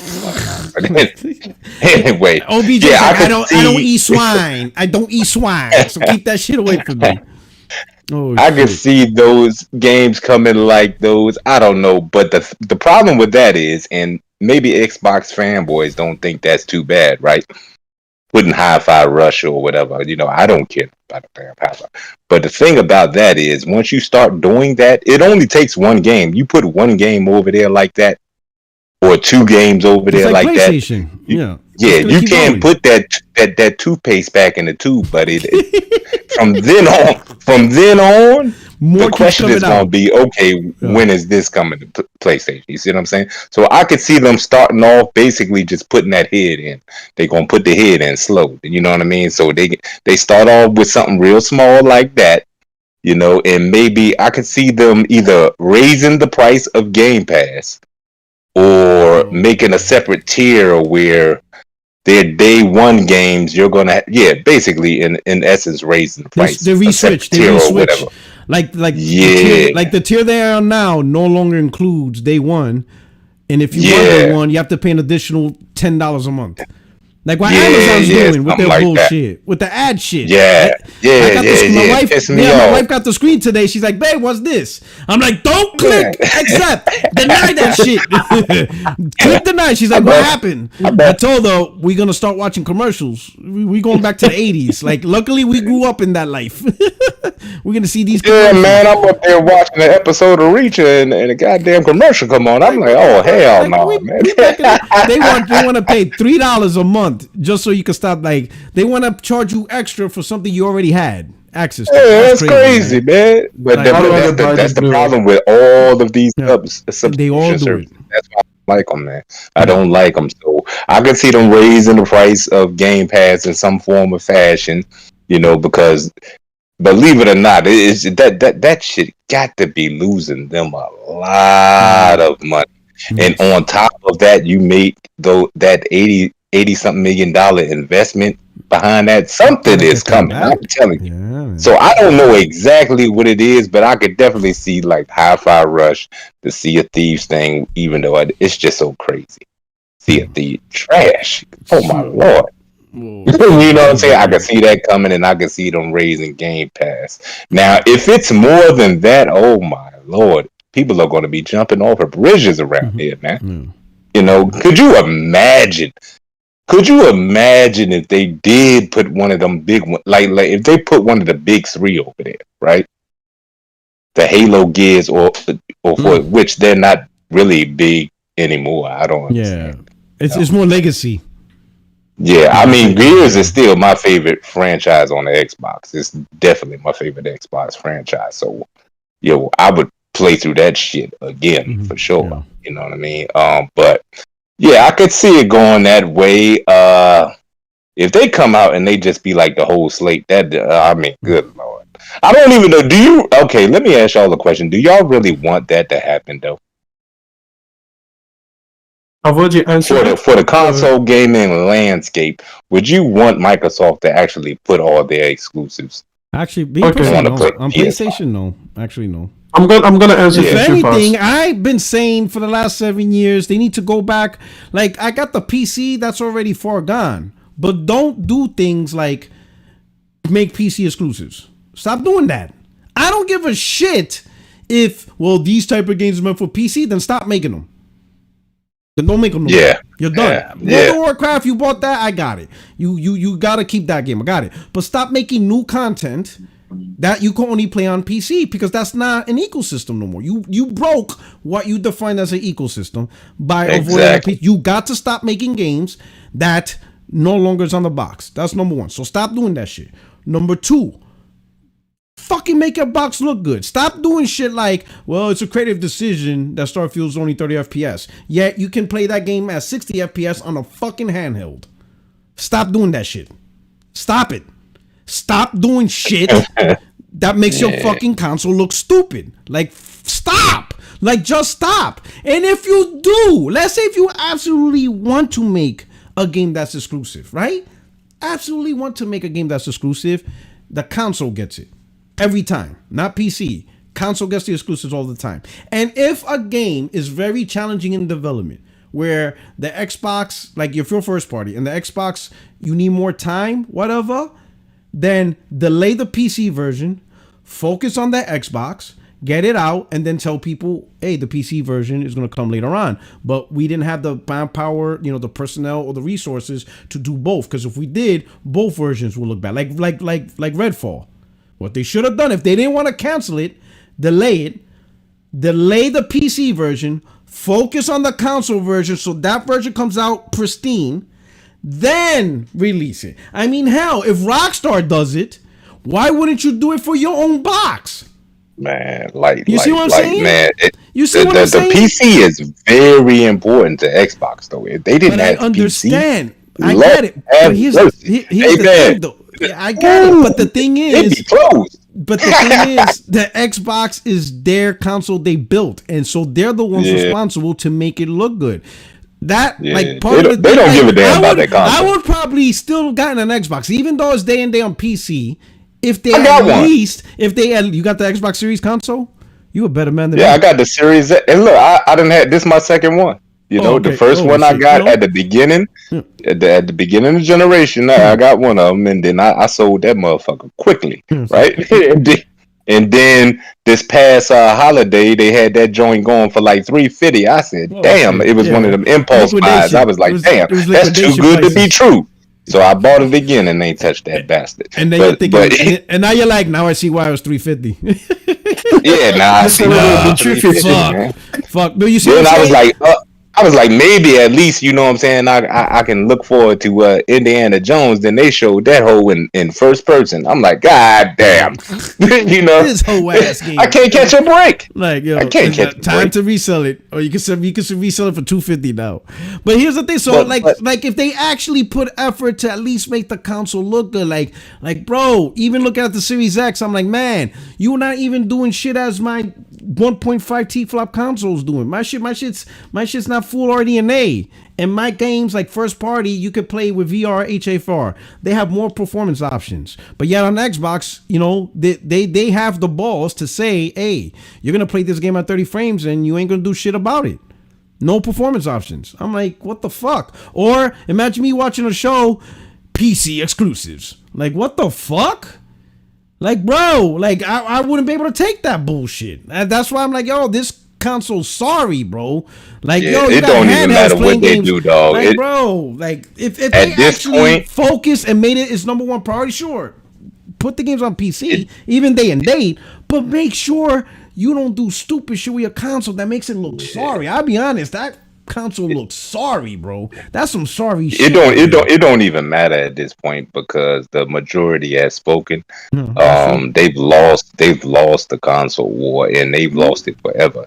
Like, seriously, speaking. Like they could come out this joint with. They would need Naughty Dog to leave PlayStation and go and be with them in order to get anybody to buy that goddamn console. Like they don't have the horses. They don't have nothing. It doesn't matter what kind of games they come out. Nobody is buying that console, man. Nobody. So OBJ, you asked the question, yeah. So I just want to answer.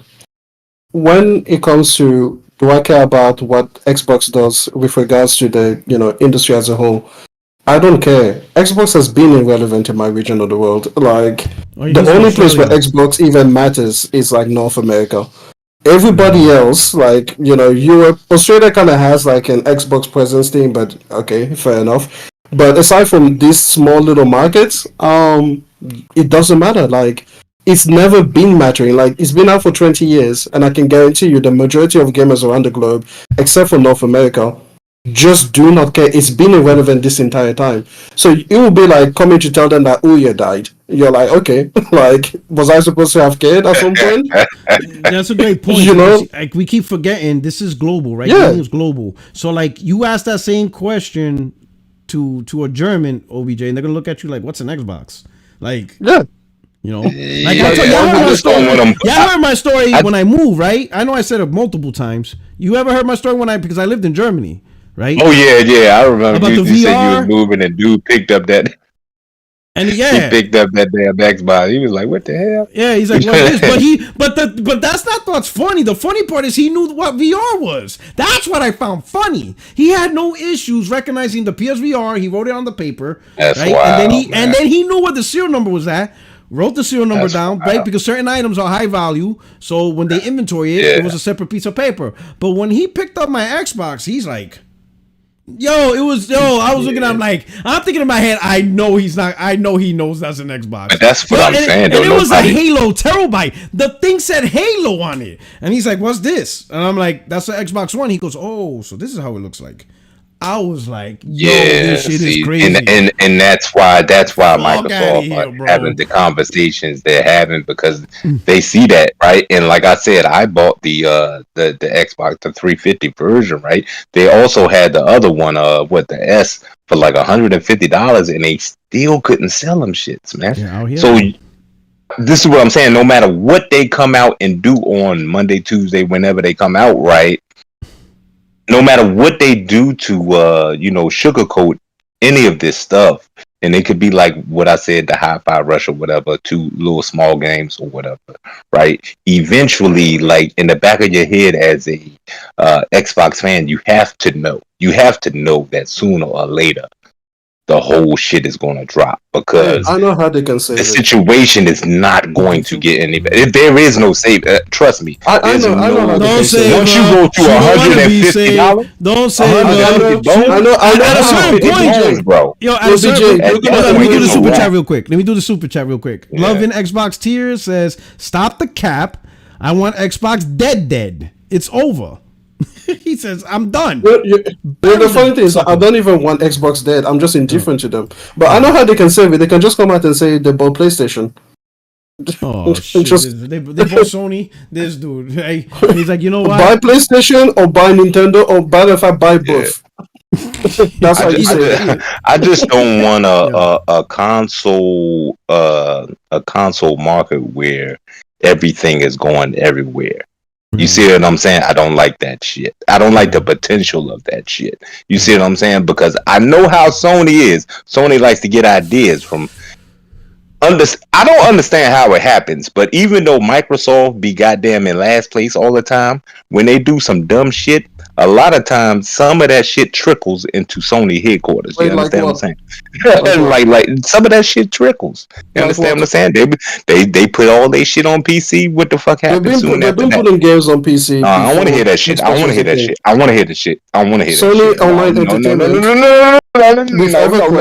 No. Was publishing to PC. Trust me. Sit back and notice this shit, bro. I'm trying to tell you, I get all of that. Sony was the first to do this and hold on. What I'm trying to tell you is when Microsoft went day and day with their motherfucking shit, right? Mm-hmm. Not soon after that, you started hearing them rumblings about Sony so-called what is it? Horizon was about to come. Who the hell? Matter of fact, who even broke the story that Horizon was going over to PC? Goddamn dude. Rand. Here, goddamn Xbox. Yeah, Xbox dude. Okay. What I'm saying is, I'm not saying that Sony. I'm not saying that Sony just straight up copies. What I'm saying is, when they see somebody potentially making money doing certain things, right? If they think that it is beneficial towards them, they will let some of that shit trickle into their company. The move. They get ideas. Well, that's what I'm trying to tell you. They get ideas. Which is trash idea. The move is from the Switch, right? That's not the Switch. They copied the Switch. With the they start doing. They start getting these little ideas. I don't want to be. We'll send God of War over there 6 to 12 or 1 or 2 years afterwards. Nah, I ain't trying to hear that shit. You know what I'm saying? I don't want no console market world where that shit is a thing. I don't want that. Hey, listen, I agree. I believe in segregation when it comes to console games. Exactly. Like segregate I'm racist and I'm motherfucker. He said Jim Crow. It should be Jim Crow, bro. This dude, But yeah, I mean, Nintendo stays Nintendo, Xbox stays Xbox, PlayStation's a PlayStation. Yeah. I think and PC should get nothing. Yeah, that's 100%. Shit. Oh man, this guy's dangerous. But I think I don't think they should even let Hi-Fi Rush over here. I don't even want that. They shouldn't. That's 100%. 100%. This is the problem. One of the best thing that happened to gaming is also the worst thing to happen to gaming, and that it's gotten bigger than movies and music. And when you get that big, you got people who are now part of an industry, and they're just always trying to find a way to make something that's like a 1 billion industry, or let's say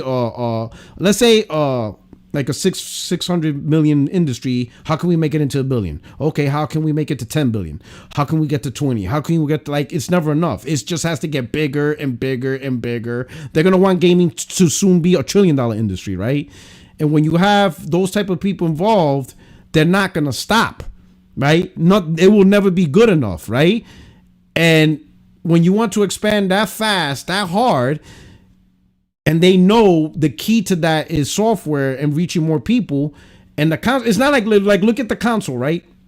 So far, the highest selling console of all time is the PS2, and it's stuck around, it's at 150, and we haven't been able to break from that number. Switch might surpass it by a little bit. So they know, hey, if you want to go beyond 150 million pieces of hardware, then you have to go where the other hardware is at, right?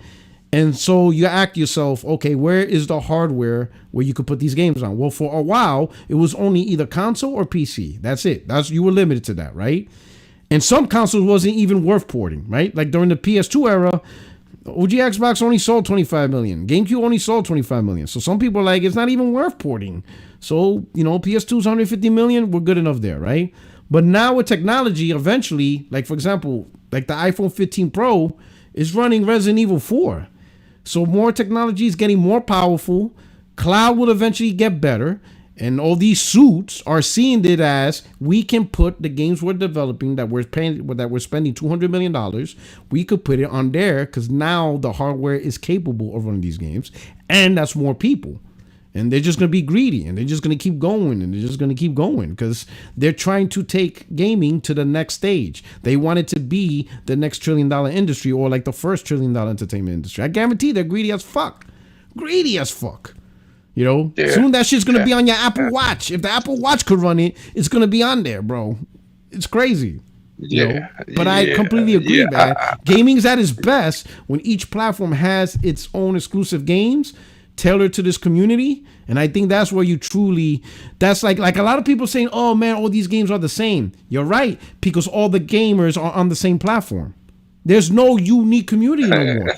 Exactly. Nintendo gamers got Nintendo gamers because they were Nintendo gamers. Sega gamers got Sega games because they were Sega gamers. Everybody had their niche community, so the games was being made for them. But now that everybody's everywhere, there is no niche community. It's just random Joes everywhere, and you can't make unique. Yes, that's what's happening, shit like that. So and another thing with the day and date PC thing, like Sony, if they were to go and day and date on PC, right, they're not going to get the return they think they are, because The games are going to sell, pretty much like they're selling right now over there. Because guess what? PC gamers, real PC gamers. I'm not talking about the PC gamers that's on Twitter or X or whatever you want to call it. Them ain't real. I'm talking about the real PC gamers don't have no interest in no goddamn third-person action adventure games. They don't care nothing about that. They play that got goo shit. You know that goddamn. they play that top down with that crazy shit over there. They do not care about Spider-Man, none of that, man. They don't care. So when you see those types of games, Sony's games selling 2-3 million over there, I mean that's about right, because those are the people from Twitter who really play on console, but they also have a PC and they just double dip and go get the shit over there. You see what I'm saying? The PC audience, now Microsoft is in prime position for them because games like Bethesda games, the RPGs and stuff like that, they do like that. PC will fuck with. They and that's why Microsoft is making those types of they have studios that make those types of PC games. They just showed one at the Direct, whatever that shit was. It was trash, right? Yeah, but you can tell that's for PC. That's PC. And it's exclusive to PC. Yeah. So it works for them, but on the Xbox Developer Direct. Xbox. Yeah, exactly. Well, soon PlayStation's Xbox, and PlayStation will be soon. PlayStation's Xbox and Xbox's PlayStation. That's I've already made the decision, man, because what everybody needs to do is to save yourself from any type of heartache in the future, right? Yeah. You need to make your decision on what you will do in different scenarios. I done ran through them all, right? There was a time when I said if PlayStation never put their games day and date on PC, I'm gonna build me a PC. I'm gonna get me a PC. Woo. I'm gonna be a PC gamer. But the OG do put the games there on the PC. But the older I get, man, the more real I become. I just start being real with myself. You got to be real with yourself before you're real with it. Look, I came into this gaming world as a goddamn console. A console gamer, you know what I'm saying? Now as a PC gamer. Yeah, Tarek. I'm going out as a console gamer. As long as they make consoles, I'm gonna be on console. Whether that's what he bought already. PlayStation or Xbox.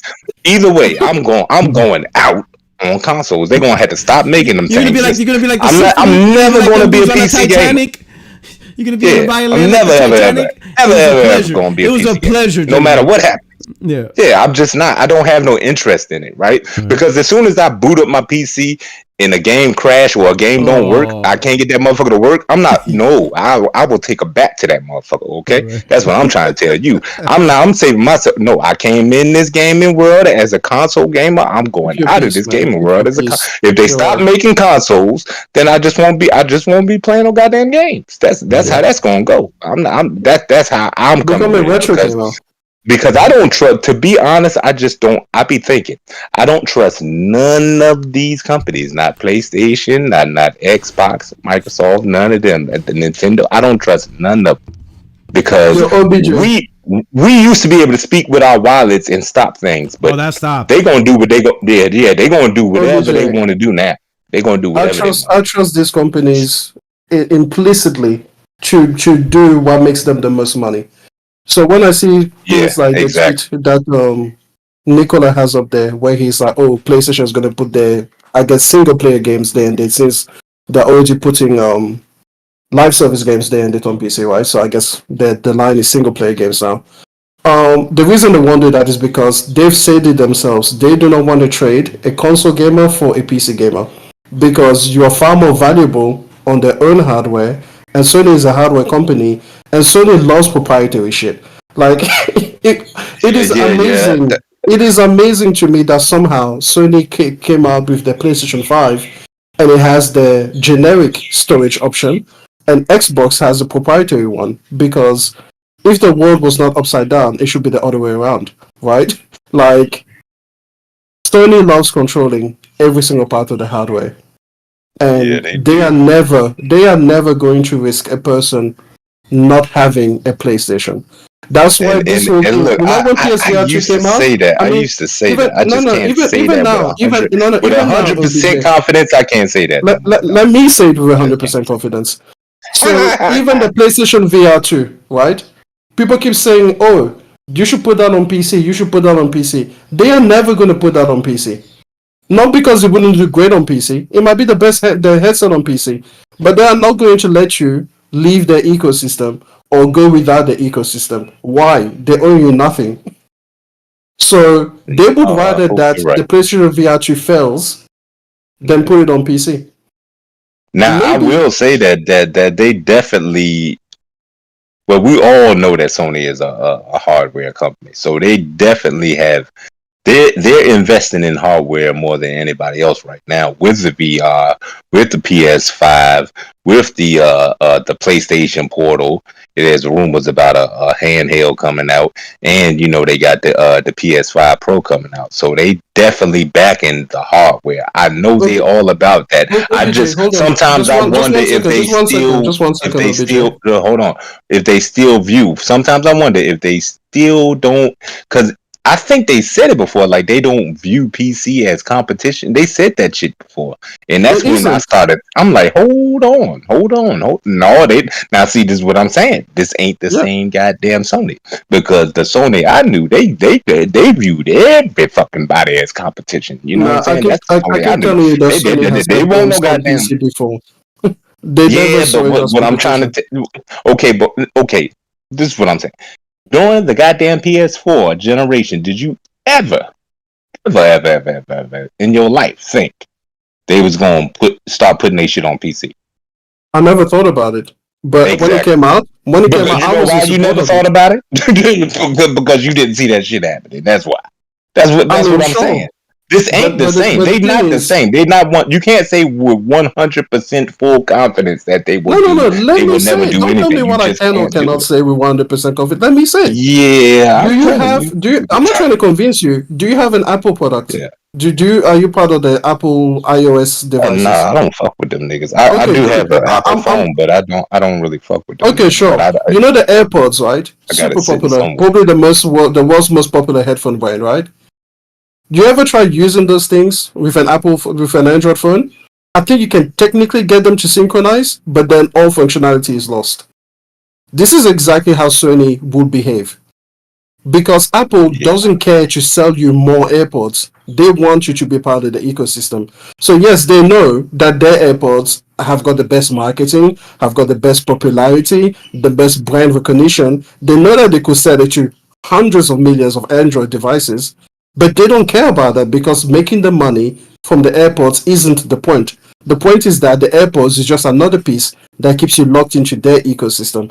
It's the exact same way with Sony. Again, we all know that the PlayStation VR 2 will do amazing as a PC Steam headset. Ain't their goddamn ecosystem. I know that damn much. You know what I mean? They got games over that motherfucker. That's what I'm saying. The thing is, they are putting the thing is, Sean Layden told you that their idea was to put them there in order to tempt people to the ecosystem. In order to say, hey, this is what we have. It doesn't matter if you think it's working or not. Some people are being tempted. Yeah, that shit ain't working. But the point is this. They will never forsake a console sale for a PC sale. Like that trade will not happen. It doesn't make any sense to them, and it never will. Just like with Apple, they will never be like, oh yeah, your Apple Watch works amazing with your Android phone. They will never just trade you an Apple Watch. I'd rather you not say it out loud because that shit, you might jinx this shit, man. Hey, let's just get off of that. Superstitious? Yeah, man. I don't know. Let me ask you this, because I don't trust none of these. Let me ask you guys this. Let me ask you guys this, because Nick Marcel brought up a good point, right? And I agree with him. He said PlayStation isn't immune to any of this. I think next week when Phil announces what we think, Jim or whoever's in power at PlayStation is going to greenlight games day one on PC immediately. Now, I don't know if they're going to do that specifically, but I did say that this opens up, like if what we think or if what's being assumed actually does happen, what type of opportunity that Sony could be like, wait a minute, now that we don't really have to worry about Microsoft as a competitor in console gaming, and then you look at Nintendo, and Nintendo does their own thing, right? They're the mobile one. You could technically say at this point, PlayStation's really the only product the main console market. So that changes decisions, right? So like, do we have to worry about Sony now taking the opportunity and saying, you know what, we're pretty much the only relevant console left. Now things that we had to worry about, like, hey, we got to make sure we outsell Xbox. We got to make sure Xbox doesn't gain ground. We got to make sure all these things. Could Microsoft's decision eventually lead to Sony making a decision because the environment changed now? Now things that used to be true is no longer true. Things that used to keep them in check is no longer in check. Now they have more room to do stuff. And this is not a case of need because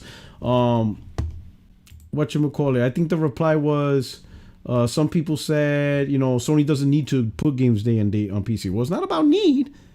Sometimes it's about opportunity because the environment changed. So what do you think? Extreme, we'll start with you. What do you think? Oh, this is 100% false. Like I've been saying for the last 5 minutes, Sony is not going to trade anybody away from their ecosystem. I don't know if you were here when I was talking about the Apple AirPods, where I told you that Apple AirPods are the world's most popular brand of wireless headsets, and they have barely any functionality when you connect them to an Android phone. So Apple knows they could be selling to hundreds of millions of other potential customers, and they don't care because putting you into the ecosystem is far more valuable to them than selling you just a one-time purchase of a product. Same thing with the Apple Watch, barely any functionality. Same thing with the PSVR 2. We all understand PSVR 2 will be a way better success if it was released on PC. We all know it has the capability to do it. It has the port, right? Like all it needs is some drivers and that will be it. But Sony is never going to put PSVR 2 on PC because they do not care to sell you a way out of the ecosystem. So no, they will never give you a single player game like a God of War or whatever, day and date on PC because they will never give you an out to be like, yeah, now I truly don't need to buy a PlayStation. They are always going to make sure that there's molasses slowing you down, moving away from them. They're always going to make sure that there's something pulling you towards them because they do not care to sell you more games. They care to sell you more PlayStations and then you buy more games. Interesting. All right. How about you, OBJ? What do you think? Yeah, so like M reminds me a lot of me, right? So basically, it's like the young you remember the young it's the same shit I used to say, right? It's the same shit I used to say, right? And I'm like, and that's before they put their shit on PC, right? So I used to have a saying. I would say that as long as Sony makes hardware, as long as they make PlayStations, they're always going to give you a reason to have that PlayStation. And I still the majority of me still believes that to a point. The thing is, there is a small percentage of doubt because the fact that they are putting some of their games on, PC. I don't care that it's later. At the end of the day, dog, this is not the same Sony mentality that I am accustomed to. So it shows you that they will move and sway if they see that they can potentially make some money. You got to think, man. I mean, come on, man. We're talking about 2 million, 3 million sales. That's not nowhere near how that shit sells on the PlayStation, right?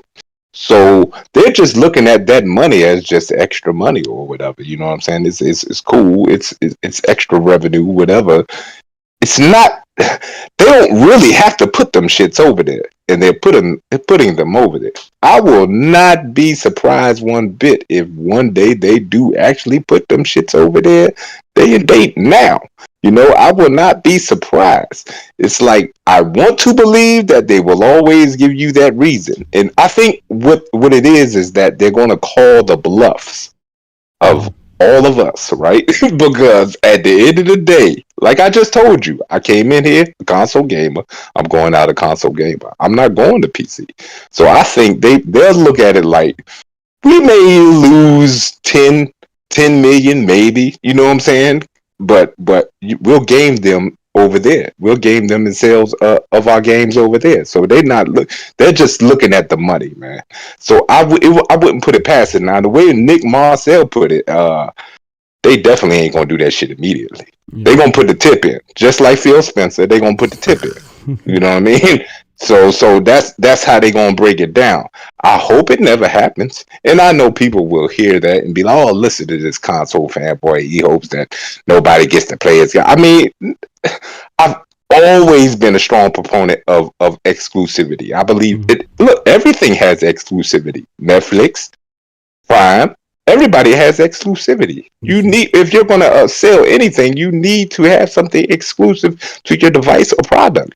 That's a necessity. Yeah, you know what I'm saying? It's not a foreign concept across. Yeah.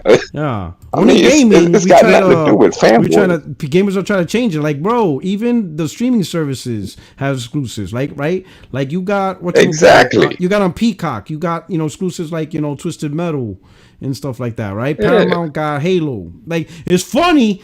There's more exclusives from gaming adaptations than the games, right? The Last of Us exclusive on HBO. Halo's exclusives on Paramount. Twisted Metal's exclusives on Peacock. God of War's about to be exclusive on Amazon. Like, yo, how are streaming services getting exclusives? Yeah. Yo, God of War's on Amazon. They got the contract for I'm gonna wait for the Blu-ray. I think and Netflix got Horizon Zero Dawn, right? They got Stranger Things. You know what I mean? Yeah, but I think Horizon Zero Dawn's on Netflix, right? I think Netflix, Sony's eating because they're like, yo, we're not going to create our own streaming service because we're not going to lose money on subscriber bullshit. We're just going to put our shit on everybody's shit because they got contracts with Peacock, HBO, Netflix, Amazon. So Sony's just selling their shit. That shit is crazy. I just want PlayStation to view PC as a goddamn competitor, just like they view anybody else as a competitor. Yeah. You see what I'm saying? Because if you really look at look here, goddamn Gabe, what's his name? Gabe Newell. Steam is making itself it's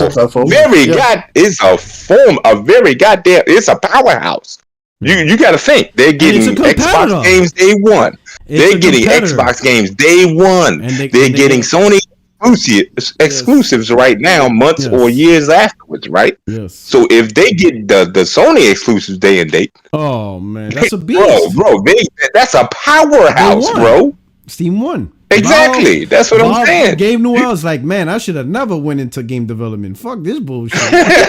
they ain't gonna never make a goddamn game again. Yeah. You see what I'm saying? So I just want them to look at them as competitive. You know what I'm saying? As competition again. Do I think they're just gonna? I mean, like I said, I think they will always give you a reason to buy the hardware. But do I 100% have full fucking faith and confidence that they will not switch or pivot? No, I do not. I do not trust none of these goddamn companies now. None of them. Just you see what I'm saying? Yeah, just take it for what it is. All right. I just don't think it's going to happen right away, like Nick said. It's going to be a drip. Let me do this final thing right here. I'm interested. I haven't heard what it said, but let's see what it says. Joey Phantom Kraken, I think he's part of the We Bleed Green podcast. They heard. He says this is the ideal future for those who don't like Xbox. All the media outlets that refuse to give the platform any credit will lobby this future. And if this future turns out to be true, it's an unfair one. Xbox users will also like to play God of War, Spider-Man on their Xbox. So this is Jeff Grubb. I guess he says something. Let's see what he says. All right. Ready, people? Here we go. But if people are, buying these Xbox games on PlayStation and then, they build up a good relationship with Sony over time, Jim Ryan's leaving. Jim Ryan was very competitive. Who knows? Maybe the new leadership is a little bit softer on that. And it would take a couple of years, but maybe they can kind of get this in a situation where it's like, hey, we're all going to make more money, right? Let's just all work together. What do we need to make this happen? It can't start with Game Pass on PlayStation. It has to start with, we'll sell Starfield on there. And of course, we're going to keep selling Call of Duty on there. And you know what? Here's Halo. We just don't believe we're in that fight anymore. We know we're trying to get attention just like you, and you're going to get 30% of everything we sell on your platform. Let's get Game Pass on there. And I think that this conversation continues probably to frighten Xbox fans who want their hardware. But I just don't think that any of that means that the hardware goes away. All right, so that's what he's saying. All right, Jeff B Gaming says PC is the Switzerland of gaming. It's a neutrality because it's open platform. Absolutely, that is true. So OBJ, hey, so I guess it's just more conversation. You know, Xbox gamers are worried about the console now, and I think that's just really what's going on. And I think it's too late. Like, you guys avoided this conversation for years. You let Microsoft downplay it, do stupid shit like day one exclusives on PC or timed exclusive. That's what really threw me off. When I saw Gear Tactics land on PC and they said they'll make the Xbox version later on, right? That was announced. Everybody was telling me, you know, all the Xbox dudes, damage control. Like, I thought, Xbox dudes gonna flip the fuck out, bro. This is it. This is the powder keg. Like, bro, they're gonna go to Redmond and torch that motherfucker. Nope. They not only did they not get pissed off, they tried to tell me, Porter Rock, the reason why it's like this because it's a PC centric game. They need time to port it to get the controls right for console. And then the game launched with the controller settings of console already installed on it. There was people playing with a controller on PC. And I asked the dudes, explain to me. You guys said it was because of controller configurations. They're playing with an Xbox controller on PC right now, the day it launched. Like, stop the bullshit. And yes, guys like you, Aaron, did nothing. They spat in your face and you did nothing. That's when I knew, fuck this console. Fuck this console. You ain't gonna make me, what if Horizon Zero Dawn came out first on PC? Or some shit, like any game, Sony first party game. Like it went from 1 to 2 years. And I would give me a PC then. Listen, imagine first they say 1 to 2 years, then they do day and date, and then Sony makes a massive multiplayer online game exclusively for PC, and they say, it's because the console's not powerful enough. Fuck you. Fuck you! You out your fucking mind if you think I'm gonna spit in my face. I buy your console and you made a PC exclusive from your own first party? Shit, and imagine if it's Naughty Dog. Imagine Naughty Dog announces a massive multiplayer online game, but they tell you the console's not powerful enough. That's why it's a PC exclusive. How would you feel, OBJ? You out your damn mind. Fuck you. Like, get out of here. I want to put up with this shit. Well, first of all, let's address this Jeff Grubb thing, because Sony ain't never accepting Gamepass on this shit. I don't care how much he think they want to cozy up there. It don't matter what you put over there. They ain't putting Gamepass on their shit, though. They not doing it. It's competition for their online stores, so they're not having that shit. Yeah, they're not having that shit. That'll never happen. But that's what it is, man. They just now they're understanding the importance of everything, man. You know, but it seems like it's too late, because with those numbers out there, man, look, it's bad. They gonna you got to do something. Nobody's buying Xboxes, man. Nobody's buying the games because you told them not to buy the games. You told them to get the service instead of buying the games. Like, it's not going to get any better. It's not going to get any better. So change has to come. Yeah, that's and they're not going to change console sales overnight. And I will say this year they don't have maybe Indiana Jones, and that's a maybe. They really don't have console sellers this year. You could make the argument they have good games for the people who already own the console, like Hellblade. Hellblade's not a console seller. Shit, OBJ, you try to get me off the ledge. Remember the 150K? I was pissed the fuck off, and you were like, "What were you expecting, bro? Like, this game, ain't nobody gonna buy this shit." You remember that shit? Yeah. That game ain't selling consoles. Hellblade's not selling. Yeah, that game ain't selling. It ain't. It's not that type of game. No, in fact, I tried to go back and play it again, and I was like, not interested. Yeah. But I think it's one of those one-time experiences, like with the sound and everything. It was just great for that one time. But if you go back and try, because I got like one ruin to find or whatever in order to get the platinum. So I was trying to go back and do that, and I was like, I got in. I was like, it's just not. Yeah, I'm not feeling it. I It's not fully one of agree them with games you. to play again. Yeah, you know what I I'm mean? the But same. for I've that got one about time, 2 shrines missing yeah, in order to get a platinum, and every time I even downloaded it, I was like, you know what? Nah. Just thinking yeah, about the I'm good. gameplay again, and there's no chapter select, so you can't just like go quickly in. Oh yeah, I to And do think the they it could got thing. chapter be Yeah. select now. yeah, and they don't tell you which one you missed out on, so you have Oh to yeah, play you Yeah, the they do. don't beginning tell of you the which game. one. That's the Yeah, thing. Yeah, I was just yeah. like, nah, there's no way I'm doing this again. Them And goddamn it is puzzles one and of shit. those single experiences. As soon Yeah, as you play, I don't know how people play it multiple times because I'm like, as soon as I think about the second yeah, ain't playthrough, no all way. I see is Yeah, the ain't no flaws. way. Like I'm not Yeah, being carried by the novelty of the experience anymore. yeah, All I can see are the glaring flaws in front of me. Because the first time it was the novelty of the experience that carried me through. I was like, oh yeah, I want to see yeah. how this That story ends. sound design is legit. Exactly.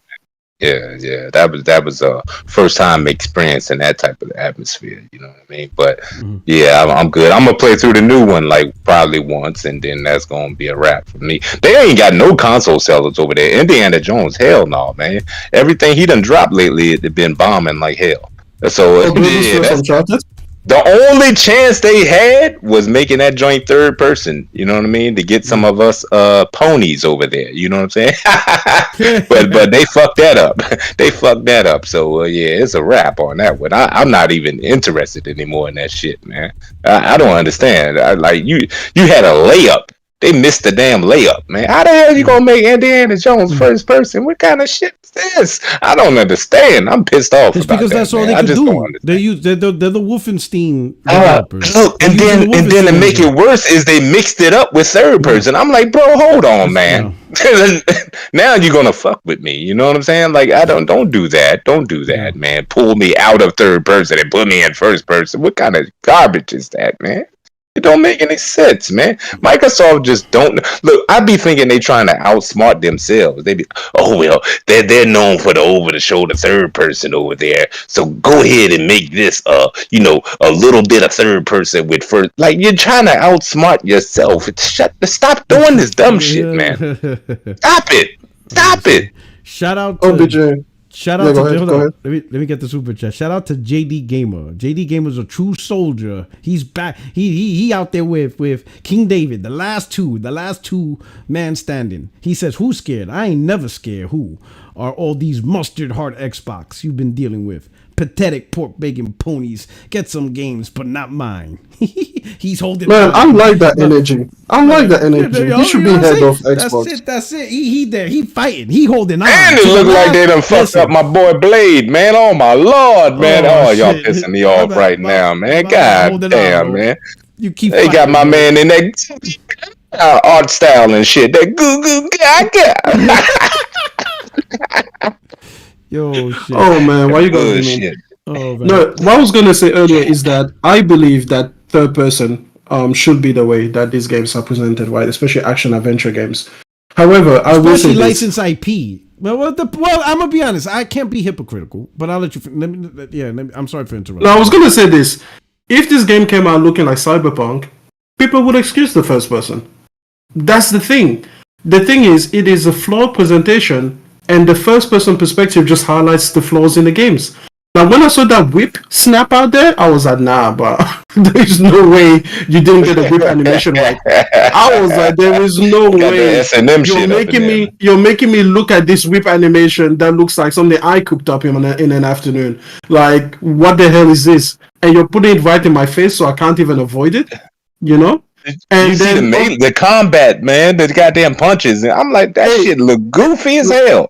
Can I just say, ever since Master Chief could only elbow for melee, I just gave up on whatever melee system they were gonna have. I'm just like, I'm sorry. Ever since it's just the Master Chief elbow, I just knew that they were never gonna try. I mean, did you see Disavowed? Oh my god, the melee system in that. Listen, on my own channel, I say that these games can come out looking much better than they did in that presentation, and I truly hope that they do, because Disavowed's combat looks Gamepass awful. budget, man. Hey, that's exactly it, man. They've got to get rid of that day and date. That's why I'm telling you that it will 100% be better for the service if they get rid of day and date. Yes, you lose one key promise, but you get better product as a trade-off, and everybody should make that trade. But yeah, man, I think the first person perspective is a letdown, but it's only a letdown because they've done such a poor job of it. Like again, guess what? Cyberpunk 2077 should have been in third person. 100%. Yes, it should have. It should have been in third person. I can't do it, man. I've tried. It should have been. Tried several times, man. I can't do it. But the thing is, it looks so good that after a while you're like, graphically it's dope. Yeah, exactly. Because the world you're looking through is beautiful and the animations look good. But like, hey, at the end of the day, fighting in that motherfucker, it look fucking stupid, man. At the end of the day, third person is the best camera angle for action adventure games. In fact, it's the best camera angle for most games. Like, let's face it, 90% of games should be third person. Like, it's just way more versatile. You can have far more enemy diversity and complexities. Like, you can have people off screen. That's the thing about people don't realize how the camera or the perspective affects like the actual AI. Because it wouldn't be fair if some guy shoots you from like behind you and you could never see him because he's out of your field of view. So you have to run these like really messed up scenarios, and it's just far more immersive to have the full field of view. So it is what it is. So that's why I said shooters, first person shooters. That's how it should be. Well, that's why I cut myself short, because there was games from IPs that I played in first person and they were amazing experiences. Like I remember I played Chronicles of Riddick on the OG Xbox. Loved it. Probably one of the best games of that gen. I also played a comic book game, The Darkness, which was also first person, and it was incredible, right? And that was a first person view game.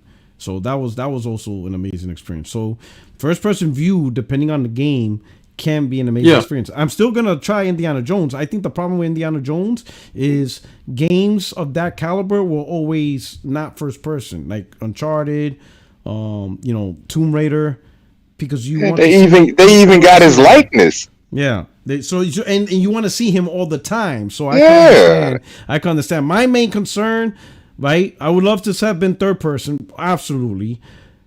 First person, like I said, I played first person games that are licensed IPs and they were great games and stuff. But my main concern is that their potential that Indiana Jones, because of the engine and because of the studio making it, is just pretty much Wolfenstein with an Indiana Jones skin. Yeah. I think it is going to be like the feel, the gameplay. Like it doesn't feel like Indiana Jones. Like it feels like Wolfenstein, but you just replace the skin characters. And keep in mind, I did like the first Wolfenstein. And here's the crazy part: Wolfenstein is like World War II alternate timeline. So you're killing Nazis. What are you doing, Indiana Jones? Killing Nazis. And I'm like, wait a minute, this is very close. Like they already have some of the designs of Nazi designs, the emblems, the symbolisms, the language, the way they, all that shit, right? Fucking I can't the fucking how you sound. What's the word? Oh my god, accent. So because Wolfenstein is you kill Nazis, right?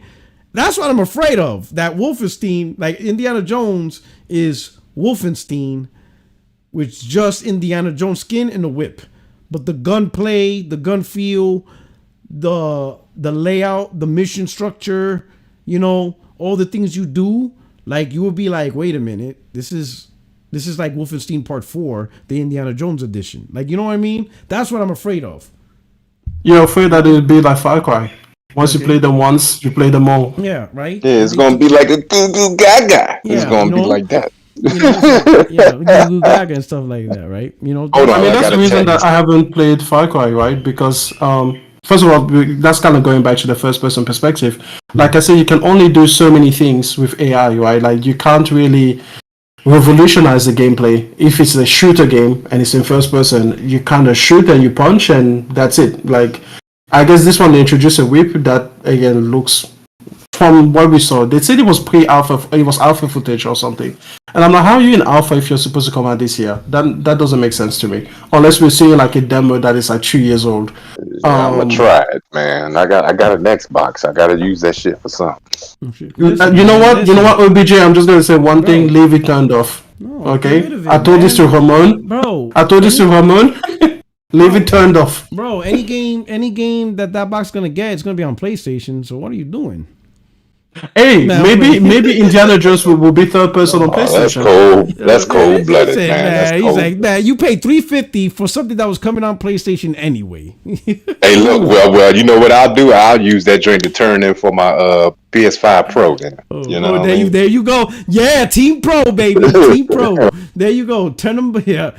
Now, so let me because I never really answered my own question, which was we'll finish off the show, buds. What I think is gonna happen. So I'll preface mine with this. So this is Ascension, formerly known as what was her name? Andrea Andronini. Pinicini or something. Piccanini, right? Yeah. She rebranded herself. It says, this is not about if, but it's about which. Games like Sea of Thieves or Grounded would be acceptable to release on PS5. Games like Gears, Starfield, Indiana Jones, Fable, Hellblade would be not. Let me see. Okay, so now here's my thing. So this is my prediction.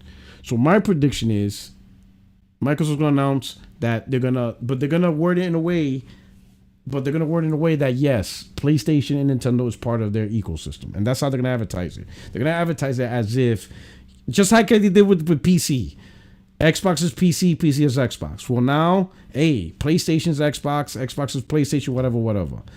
But the cadence of release, I don't think they're going to go into too details. I think they're just going to mention what's ready to go, which is Hi-Fi Rush. I think that might be ready to go. I think Sea of Thieves, I think they have that ready to go. And I think maybe some Bethesda announcements. And the reason why is not because of what this person is saying. Where, okay, certain games is okay, but these big tent-pole hitters, you can't put them on. Microsoft's not going to approach it that way because it doesn't make sense. So you're going to put Sea of Thieves, right, on PlayStation 5, which could potentially get bigger, more sales, and make all this money, but you don't want Starfield to make all this money? That doesn't make sense. It doesn't make sense at all. I think the direction, they're probably not going to go into it, but in my opinion, what games go on to PlayStation is about resources. It's managing resources, right? So a company like, let's say, Bethesda and Activision, those games could be day and date on PlayStation because that's what they do. That's what they always done. Before Microsoft bought them, they were a multi-plat publisher, and they had no problems making games for Xbox, PC, and PlayStation all at the same time. They had no issues. But developers like 343, Turn 10, all the other studios that never made a PlayStation game because they primarily focused on PC and Xbox, they're not going to be able to do day and date. And they're not going to put in more money to hire more people so they can do day and date. So for those studios, they're going to focus on Xbox, PC, and then later on port the games to PlayStation, Nintendo when they have the time, resources, and availability, right? And I think that's how Microsoft's going to do. The studios that can do it will do it. So you'll see Elder Scrolls day and date. You'll see Bethesda's game day and date because they naturally can do it. Activision, same thing. Call of Duty's coming day and date. Overwatch, Diablo, all that stuff because they can naturally do it. They always done that. The rest of Microsoft. So you don't think that? Hold on, real quick. You don't think that certain ones they might try to keep. There's no for point. At least like time, like Indiana Jones. Maybe they try to hold on to that one for a minute, even though that's Bethesda. For what? Like, bro, that would be crazy. But let me ask you. Let's say if you were in a boardroom and you advertise that, and the shareholder goes for what purpose? What would you say to that shareholder? They seriously considering it, but they're gonna ask you to do what? What's the end? What would you say to them? Sell consoles? You can't say that, and that's why I think this idea is stupid. If I'm a shareholder, an old white shareholder, I don't even play fucking video games, and you tell me you don't want to put Indiana Jones day one, let's keep it time exclusive. I'm just gonna ask you a simple question: for what purpose? What is that going to do? If that joint come day one, it is going to be a fucking bloodbath onto it. It is going to be a bloodbath. The only legit reason you can actually say is that making it day one will delay the game because now, we really didn't build the PS5 version. It's going to take time, so it's not going to come out this year, which will affect quarterly profits or our, that. Yeah. Then the shareholder will be like, oh yeah, we're not gonna delay our money because of PS5. Fine, release it on Xbox when the PS5 is ready. PS5 is ready. That's the only way that you can relate to a shareholder. You tell them we really don't have the PS5 version ready, so if you want a day and date, that means we have to delay the PC Xbox version. They're not gonna do that. They're not gonna delay that. That PS5 is not gonna get that level of clout. But if it's ready, and Bethesda's like, no, yeah, we can have Indiana Jones ready, day and date. Yeah, that's not a problem for us. Oh, dog, that one would hurt them. That one would really hurt them. It's a wrap. You know what I mean? That would really hurt them, dog. So it's a conversation of resources. Who can do what, right? When they can do it, and do they have the capability of doing day and date? If they can't do it, like 343, I don't think 343 can ever do it. Shit, they're having problems just with Xbox and PC alone, let alone throw in PlayStation. I don't think they could do day and date, so they won't, because they can't. I just don't. I don't see gear. Come. Their games is coming. Coalition, same thing. Especially Coalition's like too busy helping everybody. They definitely don't have the time for day and date. But that games is coming. Their games is coming. They're gonna make that money. They're coming. All of it. All of it's coming. All of it's coming. Microsoft's not playing. You said the whole slate, huh? The whole I had to step out. Give me a summary. Long story short, every game from first parties coming is just more of management of resources, personnel. Mm-hmm. What studios have the capability to go day and date? What studios don't have the capability to go day and date? Oh, you think they're coming and day and date on PlayStation? Yes, and day and date. And day. There's going to be day and date games, right? The only thing, because think about it, right? If you look at the screen, right? You got to look at it from the perspective of the shareholders. Let's say all three of us agreed, let's not release Indiana Jones day and date on PS5, right? And the shareholders look at us and they ask us three, why? What is that going to do for us? What answer do we have? What are you going to tell them? I'm going to be like, Extreme? I'm gonna do that. Extreme? Do you have a reason why we need to keep Indiana Jones 10 exclusive? What would you say? To sell consoles?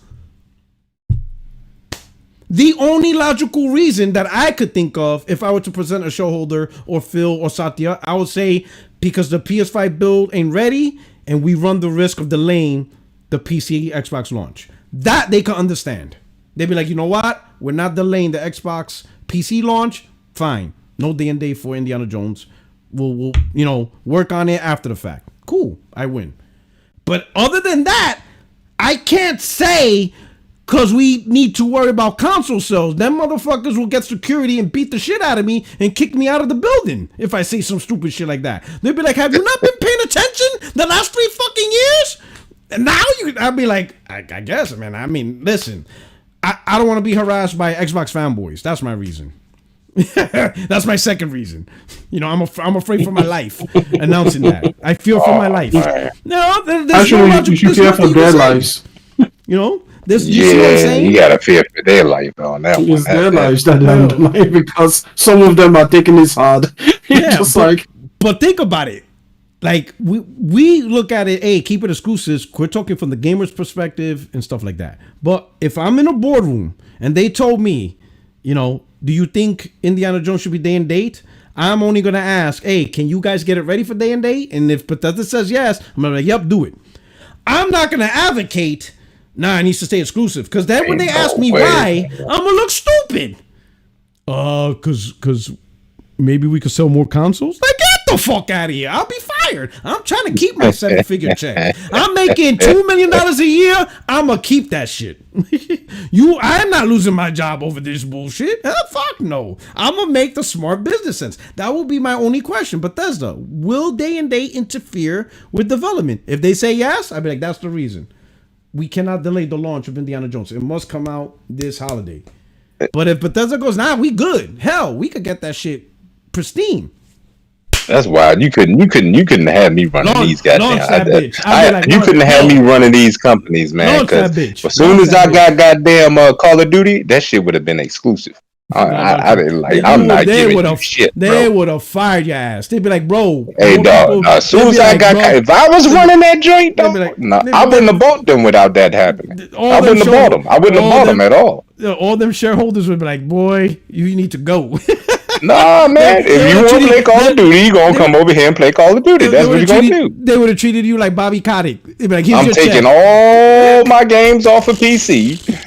And I'm making all of them exclusive to my platform. That's what I'm doing. That's what I'm going to do. They'll be like, here's your severance package. Thank you for your service. I'm trying to tell you, I would have bought them. I would hell with that. Shout out to JD. But I'm going to buy them. Let me do these two super chats. JD said, that's crazy. There will be a 3-tier system where there will be Xbox Tempo exclusives, a la Halo, Gears, Forza. Then there will be time exclusives. Then flat out multi-platform games continued. Okay. The next one. The reason is to sell enough consoles to make it viable to third-party games that pay Xbox 30%, and they lose that if they lose the console, and that's billions. Okay, I understand that. And this is going to extend the conversation, but let me do the last super chat. Phil still playing Diablo and listening to Xbox tiers. Yeah, my bad, still playing Diablo. So that second point, and I agree, the console is the only mechanism for these first party to truly capitalize on all revenue streams. That's money transactions, 30% on every game that's bought on the console. And I agree that's with that. That's why they gotta keep They gotta keep the console. They got to. Hell, half their subscribers is on console. They cannot stop making a console. They have to keep making the console. Where all those 15 plus million Game Pass gamers gonna go? They cannot risk losing them, right? But here's my question though. About the whole day and date, multiplayer, whatever.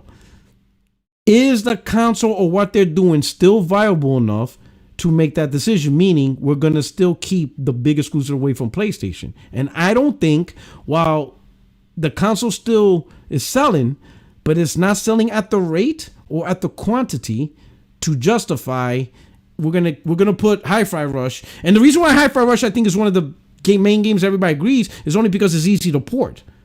It's just easy to port. So, yeah, that's going to be one of the first ones. While if, let's say, Starfield, for whatever reason, they stop developing and now they have to go back to development, it's going to take time because they stopped hold on. 2 years ago.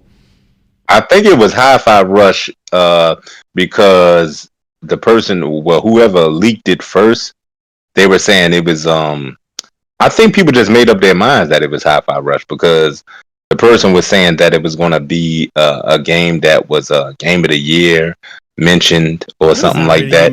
So everybody assumed that. Well, people were assuming it got like that type of press, right? Well, the rumor was. I mean, what other goddamn game did Xbox have? I think Starfield. Oh hell no!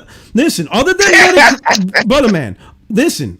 Which game that Joe got nominated for one goddamn thing, man? But listen, but which game actually was on the sales chart? Hi-Fi Rush was in like several different categories, and it won like several. Which one was on the sales chart? Hi-Fi Rush is nowhere near on the sales chart. No one. Yeah, that damn. It damn. But they didn't say it sold. They just said that it was. It was like it was highly praised. I think they said highly scored and all of that. So Hi-Fi Rush was highly scored. It's an indie game. That's why. It's one of the first ones. It takes 5 people to port that shit. That ain't no fucking big game to worry about. You get 10 people, boom. You could put that shit on the iPhone. The iPhone 15 will run that shit. You could port Hi-Fi Rush on the iPhone. Yeah. I got the ability to play it right now, and I ain't touching that shit. That's why it's easy. It's easy to play, right? That's why it's one of the games that everybody's saying, we think is Hi-Fi. Well, yeah, no shit. It's the easiest one out of all of them. Starfield is going to be more complicated because if they stopped in 2021, if Microsoft came in 2020 and said, hey, hold PlayStation development, just focus on Xbox PC, and now they get told, hey, get back to the PS5 version, they're gonna be like, hey, we're gonna need a little time. We're like, they better wait for the Pro or something because they can't bring that 30 frame shit over here. Don't do that. It's gonna be 30 frames. Man. Get that Pro, Get that Pro Team Pro. I mean, you don't even need a pro to run it at 60. I don't know why they made it 30 frames. I do not understand it. I do not understand. It runs on a handheld. The Asus ROG runs it at 60. Granted, I tried. I loaded that whole up, man. I said, God damn, that thing almost gave me a stroke. I said, oh hell no, I can't play this. Yeah, so terrible. That's it. All right, that's it. We're gonna do the outros, but before I do the outros, I want everybody to look at the screen. This was May 17th, 2019. God, why can't I fucking do this with the lotto? One time, just give me the foresight to pick numbers. Just one fucking time. I don't care if it's like, like after somebody won and the next lotto's like only $7 million. I'll take that. I'll be, the person won the $500 billion jackpot and the next day, lotto's at $2 million. I'll take that. I'll take the $2 million. Give me that. I don't give a fuck. I don't have to win $200 million. Like, damn it, bro. I'm wasting my powers on this bullshit to make 3 cents. As long as they don't have the black woman announcing all of this stuff, we good, man. We all agree. Non-Black History Months. Don't do that shit. Don't do that. Don't do that. Ask Microsoft to buy a lottery provider or whatever, and then you will be golden. You predict those numbers weekly. You predict them weekly. The Congress will investigate me. Like, how are you winning the lotto every fucking week? I'll be on. You just go to your favorite niece and be like, "Hey, I got you for your birthday present." You just hand her this paper slip. You're like, "All right, just wait." They just knew these acquisitions was going to bring them all of this promise. Oh Lord, that's messed up, man. They stood up all night. They woke up like at 3 a.m. for that FTC verdict. These dudes, bro. They were already at Spaces like at 4 a.m. waiting for the verdict. I'm like, these dudes, bro. And now look. Anyway, hey, say your outro. Let's wrap up the show. We'll cut it with OBJ. I don't know. I know you. Yeah, man. Thanks for having me. You know what I'm saying? Hey, look, man. You give my Wizards for about 2-3 years. We're gonna be ready for that chip, man. I'm trying to tell you, man. Hey, listen, my Xbox fans over there, man. Hold the line. Hold the line. For your Google Gaga. All your shit. Hold on. I just got a text. Hold on. Oh, that's what I did that. Hey, look. Anyway, man, you know what I'm saying? Y'all hold the line out there. It might not be as bad as you think it is. I don't know, man. But, damn, it sucks to be you, I guess. It sucks to be you. You should have goddamn bought your games. And you shouldn't have told the company line every time Phil Spencer changed his frame of mind and changed what he said about things. Y'all just went right along with him. You know what I mean? Y'all just said the same exact thing that Phil Spencer said. Y'all was his second mouthpiece. So I guess you deserve trash. You deserve trash. You know what I'm saying? It is what it is. But anyway, thanks for having me. You know what I mean? And I'll see y'all soon. All right, take care. All right, Extreme, what's going on, my brother? Yo, I really like OBJ, man. This man said it. They do deserve this. They do. There's no I will give you zero sympathy. You have none. I understand why you're hurt, and I swear to you, as soon as things are confirmed, but empathize. Hey, I'm gonna laugh at your pain. Hey, this is gonna be a Kevin Hart special. Oh, shit. You're gonna be laughing my pain. You're gonna learn today. All right. You're like, hey, nephew. You're gonna learn today. Listen. There will be no chill. This is me holding back. Is because this is still rumors, and I told you I believe none of these insiders. Okay. Yeah. So as soon as this is confirmed, I just need you guys to block me.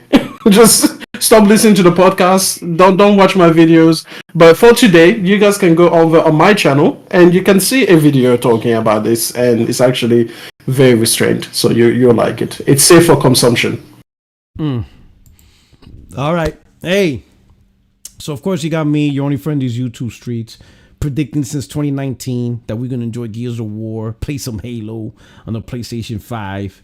Gonna play some Starfield on the PlayStation 5 Pro at 60 frames.